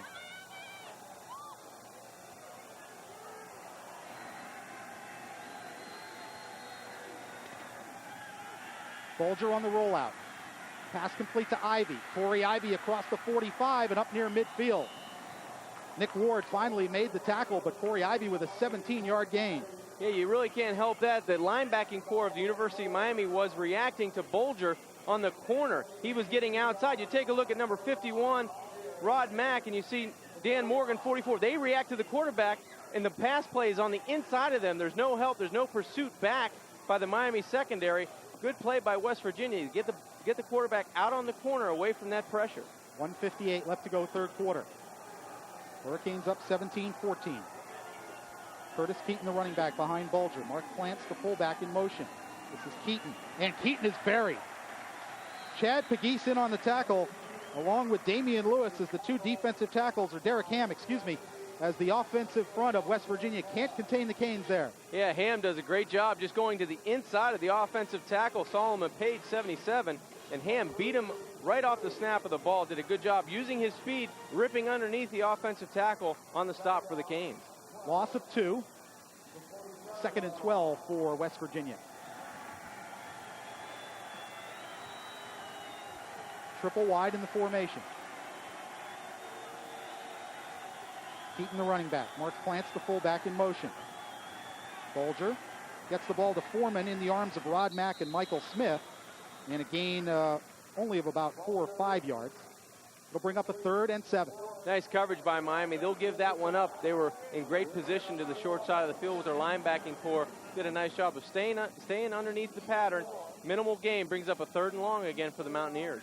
Clock moving with 44 seconds left to go in the 3rd quarter. You see Sean Foreman really blossoming this year in the absence of David Saunders, who was their go-to receiver but tore up a knee before the season. Out of the shotgun, Bulger with his fullback, Mark Plants. Here comes pressure. Safety blitz on. Pass complete to Foreman. Foreman's going to have a first down and more. Nick Ward makes the tackle at the Miami 32, but a big conversion on 3rd down for West Virginia, 17-yard gain. Nice blitz pickup that time by the offensive backfield of West Virginia. The Mountaineers did a nice job protecting their quarterback, Mark Bolger. He gets the pass play out to Sean Foreman, just a hook route outside. You see collision inside with number 29, Eugene Ridgely. That allows the receiver, Foreman, to get downfield, and a nice tackle by Nick Ward, but not until the Mountaineers get another first down. 10 seconds left to go in the third quarter. Mountaineers trail by 3, and they are threatening. And they're going to let the quarter run out with 3, 2, and 1 second left to go. And that'll do it for the third quarter. No scoring here in the third quarter at the Orange Bowl. We'll move to the fourth quarter here on Sports Channel with the Hurricanes leading West Virginia 17-14. We'll be back with the fourth quarter in just a moment. Start of the fourth quarter at the Orange Bowl. 1st and 10 for West Virginia at the Miami 32-yard line. It's 17-14 Miami as we begin the fourth quarter of play. Frank Forte and John Kajemi with you on Sports Channel. And the Hurricanes trying to come up with a big defensive stand as they lead by 3.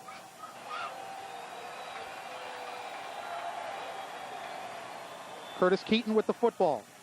Keaton gets about a yard. Dan Morgan and Rod Mack, the 2 linebackers, stacking him up. Yeah, nice play by Rod Mack and Danny Morgan. You see Amos Zeraway, he was out of the game. The backup tailback gets in. He just doesn't hit the hole like number 20 Zeraway does. There's something inside, but the defense of Miami's there. Rod Mack first, and then Dan Morgan along with Chad Pegues on the bottom of the pile do a good job of holding the Mountaineers to maybe a gain of 1. See the rushing yardage in the second half. Not very much for West Virginia, but Zeraway now back in the game on a 2nd and 9. The fake to Zeraway. Bolger under some pressure, steps up in the pocket, fakes the throw, gets around 1. Dwayne Starks has him and hauls him down at the 27-yard line. Gain of 4. It'll bring up a big 3rd and 5 for West Virginia. Nice pressure by the Miami defense, and also a better escape by Mark Bolger. Does a nice job of getting out of the pocket. There's a lot of heat, a lot of orange jerseys coming at him right there. He tries to step up in the pocket. You see number 92 Lewis coming with some heat. Makes Dan Morgan miss on the outside, but Dwayne Starks, 23, there for the stop for the Canes. 3rd and 5, big play for Miami. They need to hold the Mountaineers to a field goal opportunity. They can't let them on the scoreboard via a touchdown.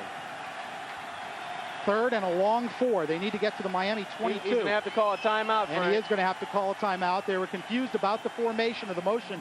Corey Ivy, number 8, with the mental mistake there. With a miscommunication, and West Virginia needs to spend a timeout. You don't want to risk a delay of game with a 3rd and 4. We'll take a break here with timeout on the field at the Orange Bowl. It's Miami hanging on to a 17-14 lead. We'll be back on Sports Channel in a moment.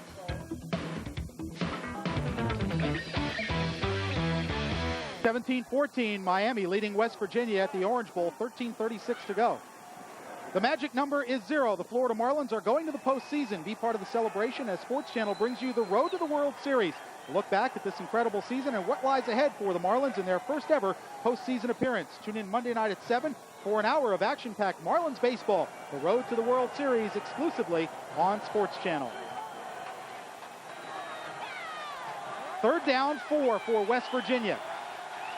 They need to reach the Miami 22. The Hurricane defenders trying to fire up what is, by normal standards, a smallish crowd here at the Orange Bowl.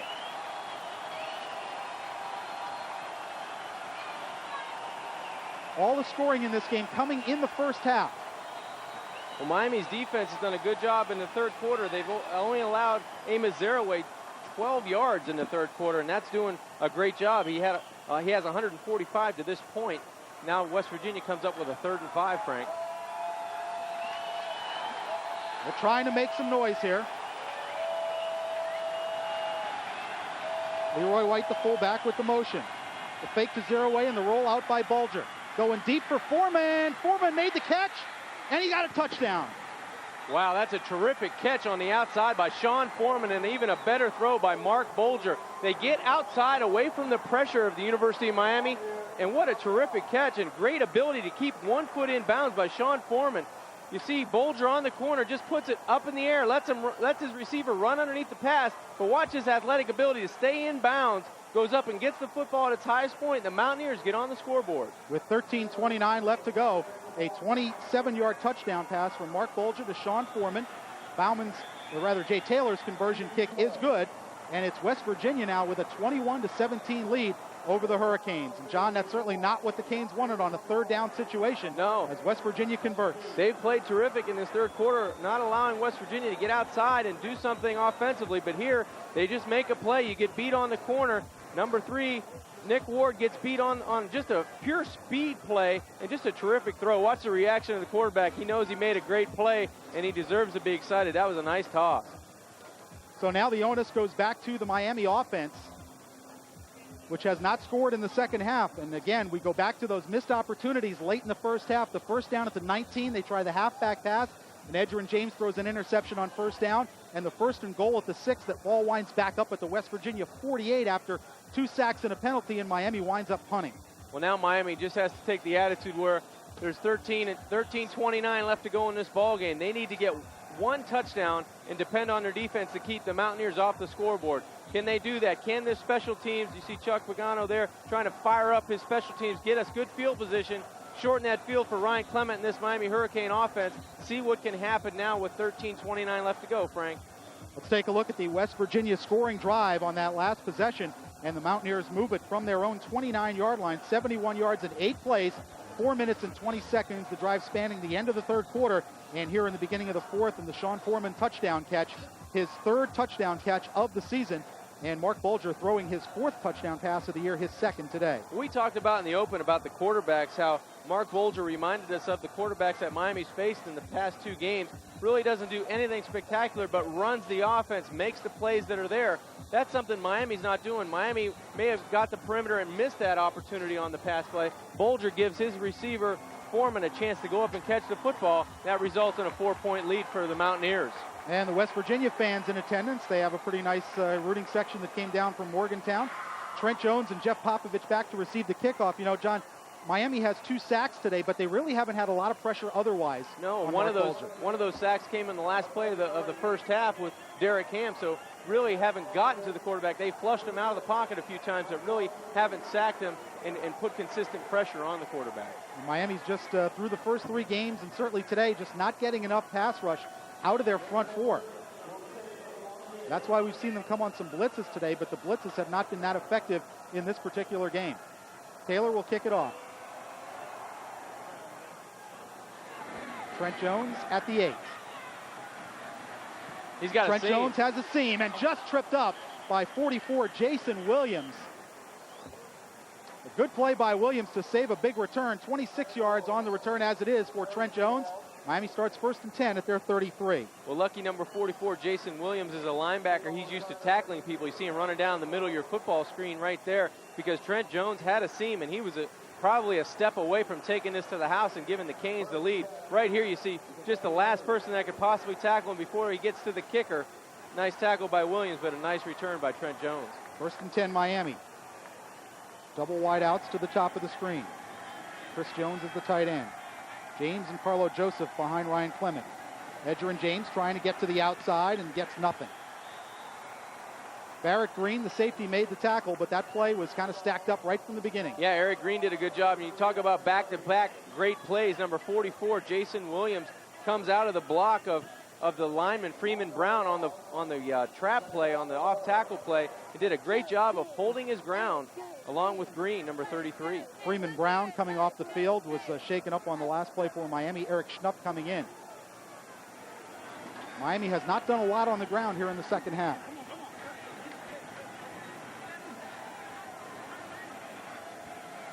Carlo Joseph in motion. Blitz coming. Clement backing out of the pocket. Off the hands of Reggie Wayne, thrown behind him, but still I think a catchable ball. Yeah, that was the first one that Reggie really should have had. The ball was a little behind it, but he's got to just stop and make the catch. Try not to make a big play when it's not there. Just secure the ball, even fall down, and you've got a first down and 12-yard, 13-yard gain. You see Reggie coming across, saying, Ryan, I'm here, just give it to me, give me an opportunity. He just needs to throttle down and maybe not pivot and turn out of that catch. Just catch the ball and fall down, and it's a first down, Frank. Miami 15 rushing yards in the second half. Miami's lost 4 of their last 5 at home. They haven't lost a conference home opener in all 6 years they've been in the Big East, 6 previous years to this. But they're trailing by 4.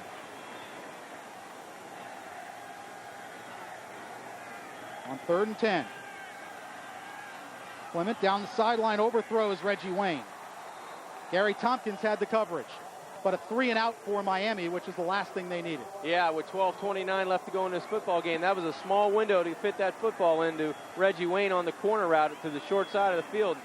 Really can't fault the throw. That you don't want to underthrow that. There wasn't a whole lot of separation between receiver and defender that time, and Ryan did the wise thing and really overshot him, bringing his punt team out and maybe hoping his defense can get him the football back again. Andy Crossland, who is definitely hurting on a bad ankle, will do the punting.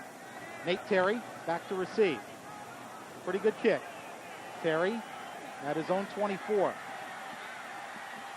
Terry trying to get away, does for a moment, and then he is hauled down at the 25-yard line of West Virginia. Dan Morgan making the tackle, the freshman linebacker. Dan Morgan's done yeoman's duty today. He's starting as a freshman at will linebacker, and then he plays on a lot on the special teams, does a great job of getting downfield there for the Hurricane special teams. 12-13 left to go in the game. West Virginia leading 21-17. Second touchdown pass of the day, Mark Bulger to Sean Foreman, as we take a look at Pat Del Vecchio, the snapper, and he's down on the sideline, and they're looking at his left leg. Now the Miami defense needs to come up big. Zeroay trying to get outside and gets away from Nick Ward and Dan Morgan and makes about 6 or 7 yards. Was that Barry Sanders out there, Frank? Rod Mack and Eugene Ridgely eventually make the tackle, but Nick Ward has had his tackling problems today. Boy, that was just a terrific individual effort that time by number 20, Zeroay. Watch him just make people miss. Number 3 first, Nick Ward on the outside. Then Dan Morgan misses with an arm tackle, and he's just making a lot of people miss. A couple Hurricanes come and gang tackle, but not after a terrific run. Great individual effort by the Mountaineer running back. And that's something Butch Davis has been very concerned about as you look at Zeroay's numbers, is the shoddy tackling. And that's a false start on West Virginia as Anthony Beck, the tight end, moved out of his stance early. And a little pushing and shoving after the play. Matt Sweeney in the middle of that. Well, it was heated early, and they seem like they've calmed down and tried to play football, but in between penalties. That'll cost West Virginia 5 and make it a 2nd and 9. That's their 11th penalty. Yeah, just tight end comes right out of his stance. Ball. Play was clearly going away. Solomon Page and Matt Sweeney getting into it a little bit. They're just having fun. I didn't hear the whistle, I believe, was the answer to that question. Only the second West Virginia penalty of the second half. They had 9 in the first half. 11:25 to play. Mountaineers lead at 21-17.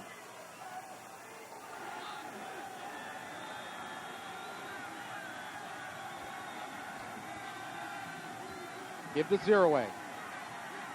Zeroay up across the 30 to the 32 or 3-yard line.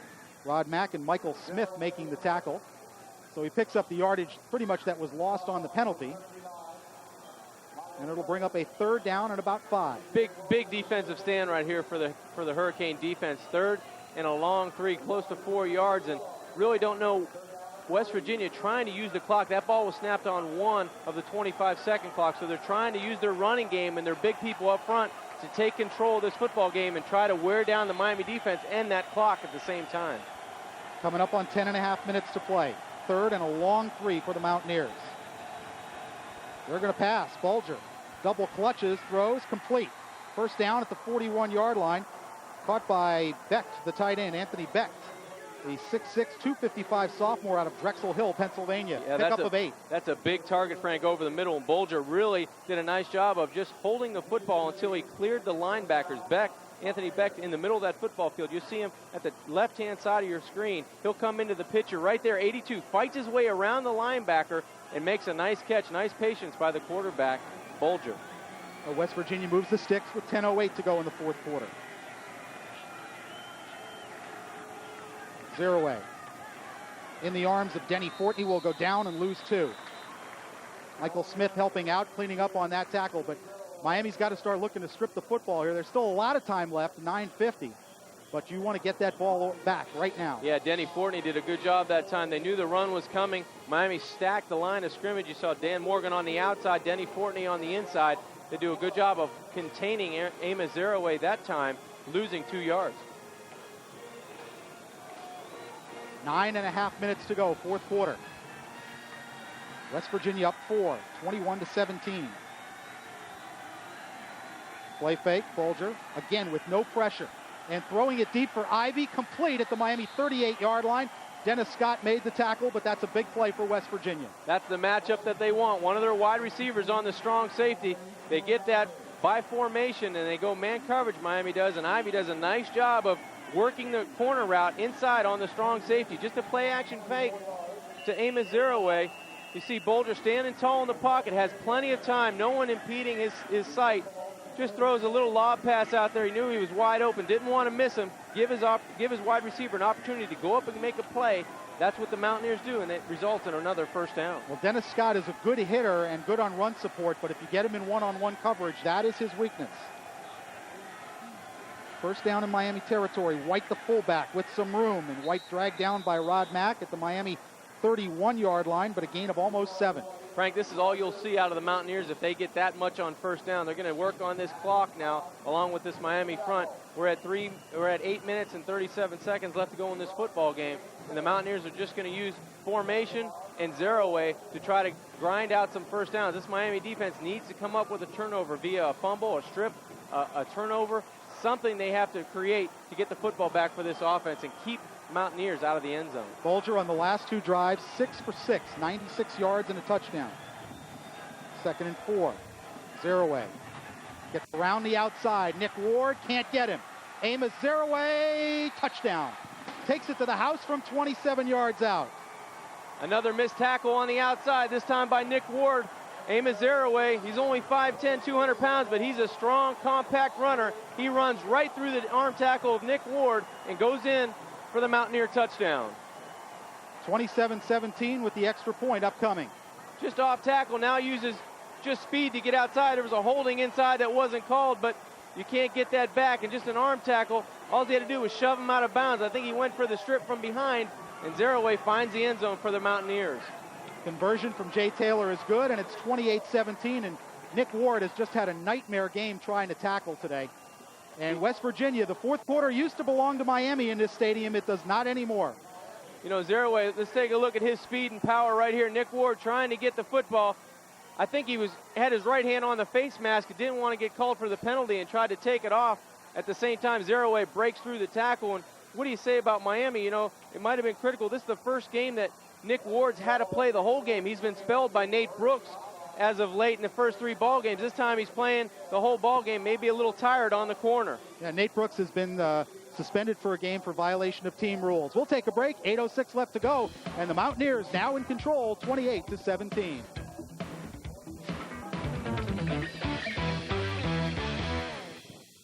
Six left in the game, and this one may be out of reach for the Hurricanes. Amos Zeraway, 19 carries, 187 yards, and 2 touchdowns, and 7 carries have resulted in gains of 10 yards or more. Ryan Clement not been effective in the second half, and a lot of Miami fans, John, are wondering where is Scott Covington? Should they have gone to him in this game, or should they look to him now with the Hurricanes staring their 3rd loss in a row? Well, the plan all the time by Butch Davis is to get Scott into the ball game, but I don't think you can lay the blame squarely on number 16. I think he's done an adequate job. He's done a good job of going in and getting the football to his wide receivers, and it would be unfair to put the blame squarely on the quarterback's shoulders. Trent Jones with the kickoff at his 9. And Jones up to close to the 35-yard line. Number 48, Jamie Sweeney making the tackle, making number 46, Mark Plants, the backup fullback, a 25-yard return. And the Canes will start 1st and 10 at their 35. Well, Frank, you're in a situation right now, I think you got to go into your, not your hurry-up offense, but I don't think you want to take a lot of time and huddle. I think you want to have a couple plays called at the line of scrimmage and just go and try to get on the board as quickly as you can, because you need 2 scores to get into this football game, to get back, with 7:57 left to go in the 4th quarter. Just an injury update. Pat Del Vecchio, Miami's snapper, left ankle sprain, uncertain if he'll return. Canes start from the 35. Clement under some pressure. Swings it out to James Jackson with some room at the 30. Jackson across the 40 and dropped at the 43-yard line. Perlo Bastine came up and made the tackle, but a gain of almost 8 on first down. Yeah, that time in space, James Jackson trying to make Bastine miss in the secondary, and he knows he missed an opportunity. If he can make a shake outside and make him miss, he can make a little swing pass into a big play for the Canes offense, and they desperately need that right now. They need to pick up the pace a little bit, too. There's 7 minutes and 25 seconds left to go, and this clock is going down on them. Second down for Miami. Clement with the late blitz coming. Throws it to Reggie Wayne, complete in West Virginia territory at the 49-yard line, and he'll have a first down and a gain of 9. And Ryan slow to get up again. A nice play by the quarterback staying in the pocket, but there's only so many shots you can take in the pocket, especially if you're getting a free shot, and that's exactly what happened right here. John Hadley gets a free shot at Ryan Clement, and he stays in the ball game, but it was a nice play and catch, very courageous by him. And Scott Covington is going to come into the ball game. And Ryan Clement, as we're watching him walk off the field, he has taken quite a beating today. And I know he doesn't want to come out. No, he's the last person that wants to come out of the playing field right now. 6:45 left to go.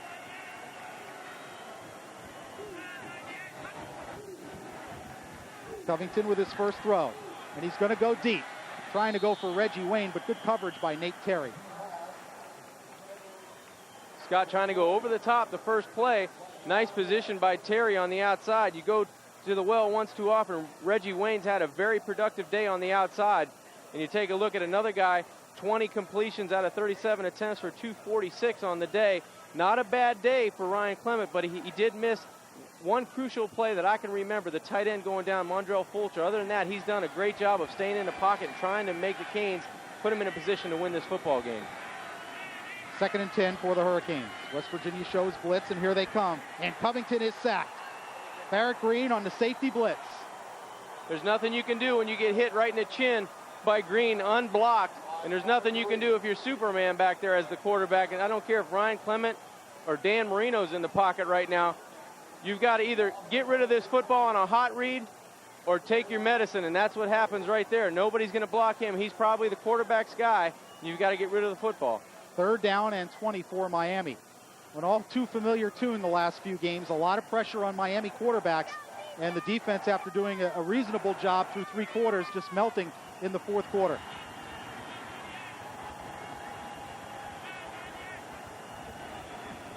On 3rd and 20. Covington over the middle to Trent Jones with a lot of room. Trent Jones to the 40, 30. And Trent Jones will have a first down at the West Virginia 27-yard line. Charles Fisher finally made the tackle. Sometimes when you sit on the sidelines and you come in, you see things. You see maybe in a long distance situation where the linebacking core just drops off 20 yards, and maybe you could just take an easy flip pass of 5 yards and make something happen. Well, here you see everybody going to the left of your screen, and you've got one of your speedy backs, Trent Jones, going the other way. Well, it's almost like a long handoff. Give him the football, see if he can make something happen. He does. A big first down for the Canes. 33-yard gain, and now Miami in their danger zone. They're inside the 30. Covington being chased and being sacked by Henry Slay. And again, John, on first down, he's got to throw that ball away. He looked for the out pattern. It wasn't there. Get rid of the ball. Don't take a sack. Well, that's a situation also, Frank, down the field. You've got a tired freshman receiver on the outside, and he's getting bumped, and he can't get off the bump anymore. He's spent right now, and that makes Scott Covington hold the football a little longer than he should. He was locked into his receiver, and he's locked in. He's just tired right now, and he can't fight anymore. He's supposed to be gone on a fade route. That hangs up your quarterback. That's a lot of times what the fans in the stands don't see. Yeah, but especially on first down, I think you got to throw it away. You can't take a negative play on first down. On the delay, Trent Jones inside the 30 to the 28-yard line. Bob Baum, the defensive end, we haven't called his name today, making the tackle. 4.5 minutes to go. Jones got back the yardage that they lost on the sack, and now Miami takes a timeout with 4:27 left to play. And Miami with 2 timeouts left, Frank. 4 minutes, 27 seconds left to go. The Canes looking at their 3rd straight loss. It's 28-17 West Virginia. We'll be back in a moment.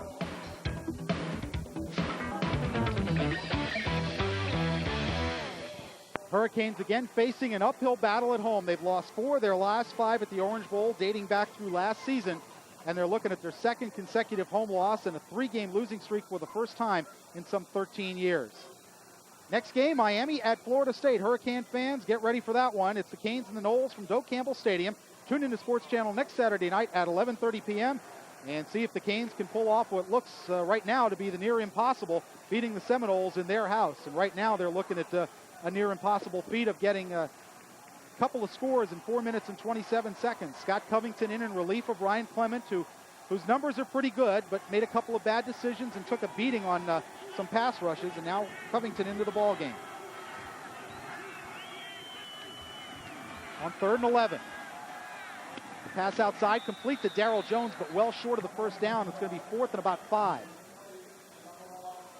Nice blitz pickup that time by Mateen, number 74. The left tackle did a good job of coming down and getting the strong safety that was coming off the corner to allow Scott Covington a chance to get the ball out to Jones, his freshman wide receiver. But critical, 4th and 5. They need a first down right here, or their chances are very slim of pulling off the comeback. Well, I got news. Their chances are none if they don't get a first down here. There'll be no miracle if they don't get a first down.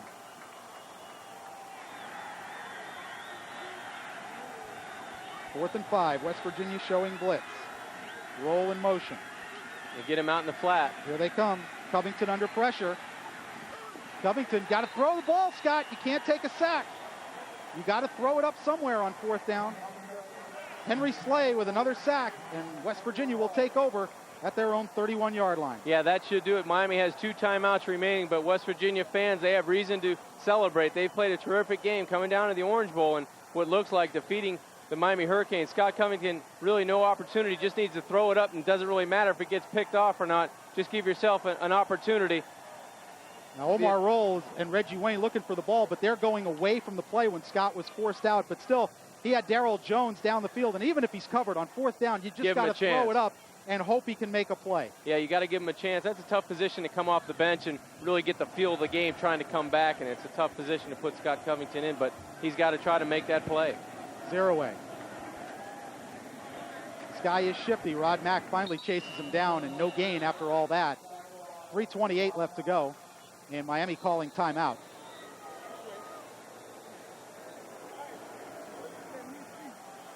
Well, John, Miami looking at a 3-game losing streak for the first time since the 1984 season. And certainly things are not the way Butch Davis would like them. They've got offensive line problems. They don't have the dominating defensive players right now.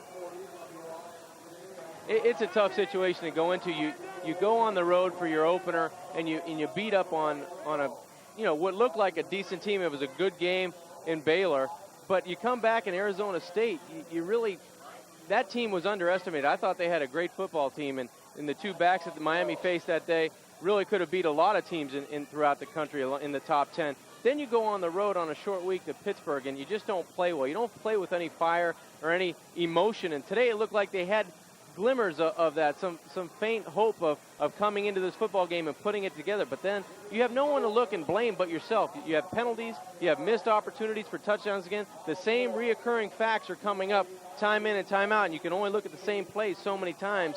And I know Butch is trying to make changes and get the right people in there, but it's a difficult situation for the team as well as the coaching staff.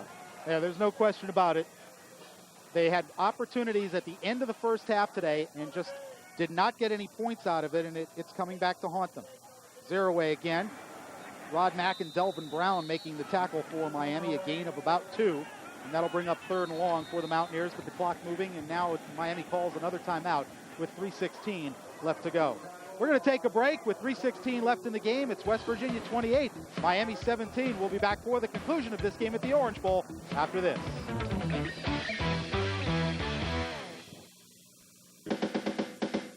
Discover the hidden secrets of America's finest baseball school in a professional instructional videotape. Teaching the mechanics of the Major League Swing features professional scout and instructor Tom Umansky and the same award-winning tested under fire techniques that have produced baseball world's back-to-back-to-back AAU national championship teams. Coach Umansky's study and analysis of thousands of baseball's best professional swings has yielded a no less than revolutionary approach to consistent hitting. It's proven, and you'll love its easy-to-understand, step-by-step video training methods. Teaching the mechanics of the Major League Swing benefits players of all ages and ability levels. A valuable addition to any coach's library, too, and it makes a great gift. Thousands have been sold at $39.95, but if you'll call now and use your credit card, you'll pay only $29.95. Phone 1-800-942-6700 for Teaching the Mechanics of the Major League Swing. That's 1-800-942-6700. This is the tape that gets results. He was the first head coach in football history to win both a Super Bowl title and a National Collegiate Championship. He's one of only 2 active coaches who've led a team to 2 Super Bowl titles. He's one of the NFL's most successful head coaches. He's Jimmy Johnson. And every Sunday morning, the coach of the Miami Dolphins takes the hot seat on the Jimmy Johnson Show. Get into the mind of the master every Sunday at 9:30 a.m. on Sports Channel and at 11:30 a.m. on NBC6. You see the time and score, and adding injuries to insults. As the injuries continue to pile up, Pat Del Vecchio, the snapper with the bad ankle. 3rd down and 8 for West Virginia. Bulger with play action. Wide open. Wide open is the tight end, Wabel. Wabel into Miami territory at the 43-yard line. Well, Miami comes out with an all-out blitz, trying to gamble to get to the quarterback and stop West Virginia on 3rd down, but the tight end comes up big again. And the quarterback does a great job. Play fake, comes out and around, really fakes out the entire Miami defense, throws a strike to his wide-open tight end, Wabel, and he goes down for a 1st down, and it looks like that will seal the victory for West Virginia.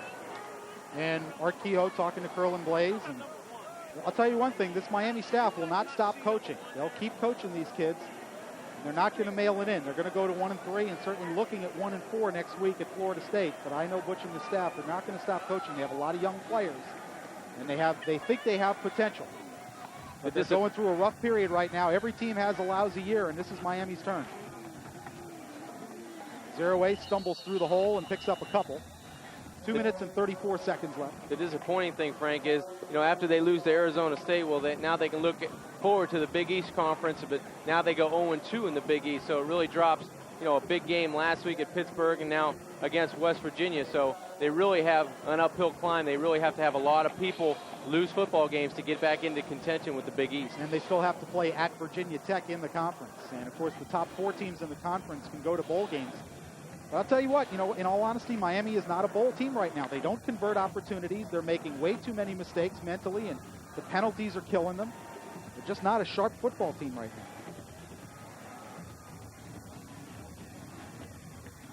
now. Zeraway again. And again, good blocking out front. And Zeraway finally hauled down by Leonard Myers after he picks up 10 and a 1st down. Yeah, Zeraway just showing you his speed again. He's trying to buy time between tackle to tackle until he can get outside and knows he gets the 1st down, or else he would have stayed in bounds and let that clock run down to zeros. But Zeraway had a terrific game. He came into the game averaging close to 150 yards per game. I know that he's over that number by now. He had 145 midway through the 3rd quarter, so he's probably closer to 175 or 180 at this point. Did a great job today for the Mountaineer offense. 201 yards for Zeraway. He's over the 200 mark with 1:48 to go. And West Virginia will just kneel down as Mark Bulger takes the snap. Well, John, Miami now is going to be beaten 3 games in a row by quarterbacks who, in my estimation, are nothing special. But they have not gotten the kind of pressure on these quarterbacks that you need to get. Frank, they've been beaten by quarterbacks that maybe can't carry a team by themselves, but they've been beaten by some good football teams. I think they've surrounded each quarterback with different skills. I think Arizona State had 2 great running backs and a powerful defense. Pittsburgh had a hot quarterback that particular night. Now you come into West Virginia and you get guys just making the plays that Miami isn't making, and that's why Miami is not successful in their 3 outings. Well, now they're going to go back and not kneel down and give it to Zeraway. And he gets a couple. Under a minute to play now. It's going to be, John, it just looks like it's, I'm just trying to be honest and forthright here. It looks like it's going to be a very long season. In fact, it already is for the Hurricanes. Yeah, the first 4 games, you come up with a great win in their opener, but then the last 3 weeks have been so disappointing and so discouraging. And, Don Nealon's got to feel good after last year's victory was really taken away from him on the block punt. He has to feel good about bringing his team down to the Orange Bowl and winning at Miami. And Don Nealon's record against Miami will go to 2-7. And this is the first time Miami will lose 2 conference games in a single season. In fact, it's the first 2. Zeraway trying to get wide. And he's run down from the inside. Jeff Popovich making the tackle, and that should do it. Wilbur Valdez also helping out. We're down to 10, 9, and Don Nealon gets the Gatorade bath. Amos Ziraway unofficially 25 carries, 206 yards, and 2 touchdowns. And that is it. The game is over. The Hurricanes with the 3-game losing streak, and they have now lost 5 of their last 6 at home as Don Nealon and Butch Davis shake hands at midfield. John, Miami's got a lot of problems right now, and it doesn't look like they're going to get straightened out anytime soon. No, and they don't have time to rest and worry about it. They have to go up to Tallahassee next week and play Florida State, which is going to be probably a much better balanced team than West Virginia, so they've got their work cut out for them. Well, thanks for joining us here at the Orange Bowl in Miami. Catch the Canes again on Sports Channel next Saturday night at 11:30 for the big game. It's the Canes and Seminoles from Doak Campbell Stadium. Don't miss it, and don't miss Sports Channel's Sunday morning playbook starting off the morning at 8:30 a.m. It's the Tampa Bay Bucks magazine. That's followed by Dolphins magazine, and then the Jimmy Johnson Show at 9:30. And at 10, it's an hour and a half of in-depth NFL pregame coverage on Sunday morning NFL. Then we go to Jacksonville at 11:30 a.m. for the Tom Coughlin Show, Beyond the Concentration Line. That's all right here on Sports Channel. For now, I'm Frank Fort for John Congemi. Goodbye. Once again, the final score, West Virginia 28, Miami 17. So long, everyone.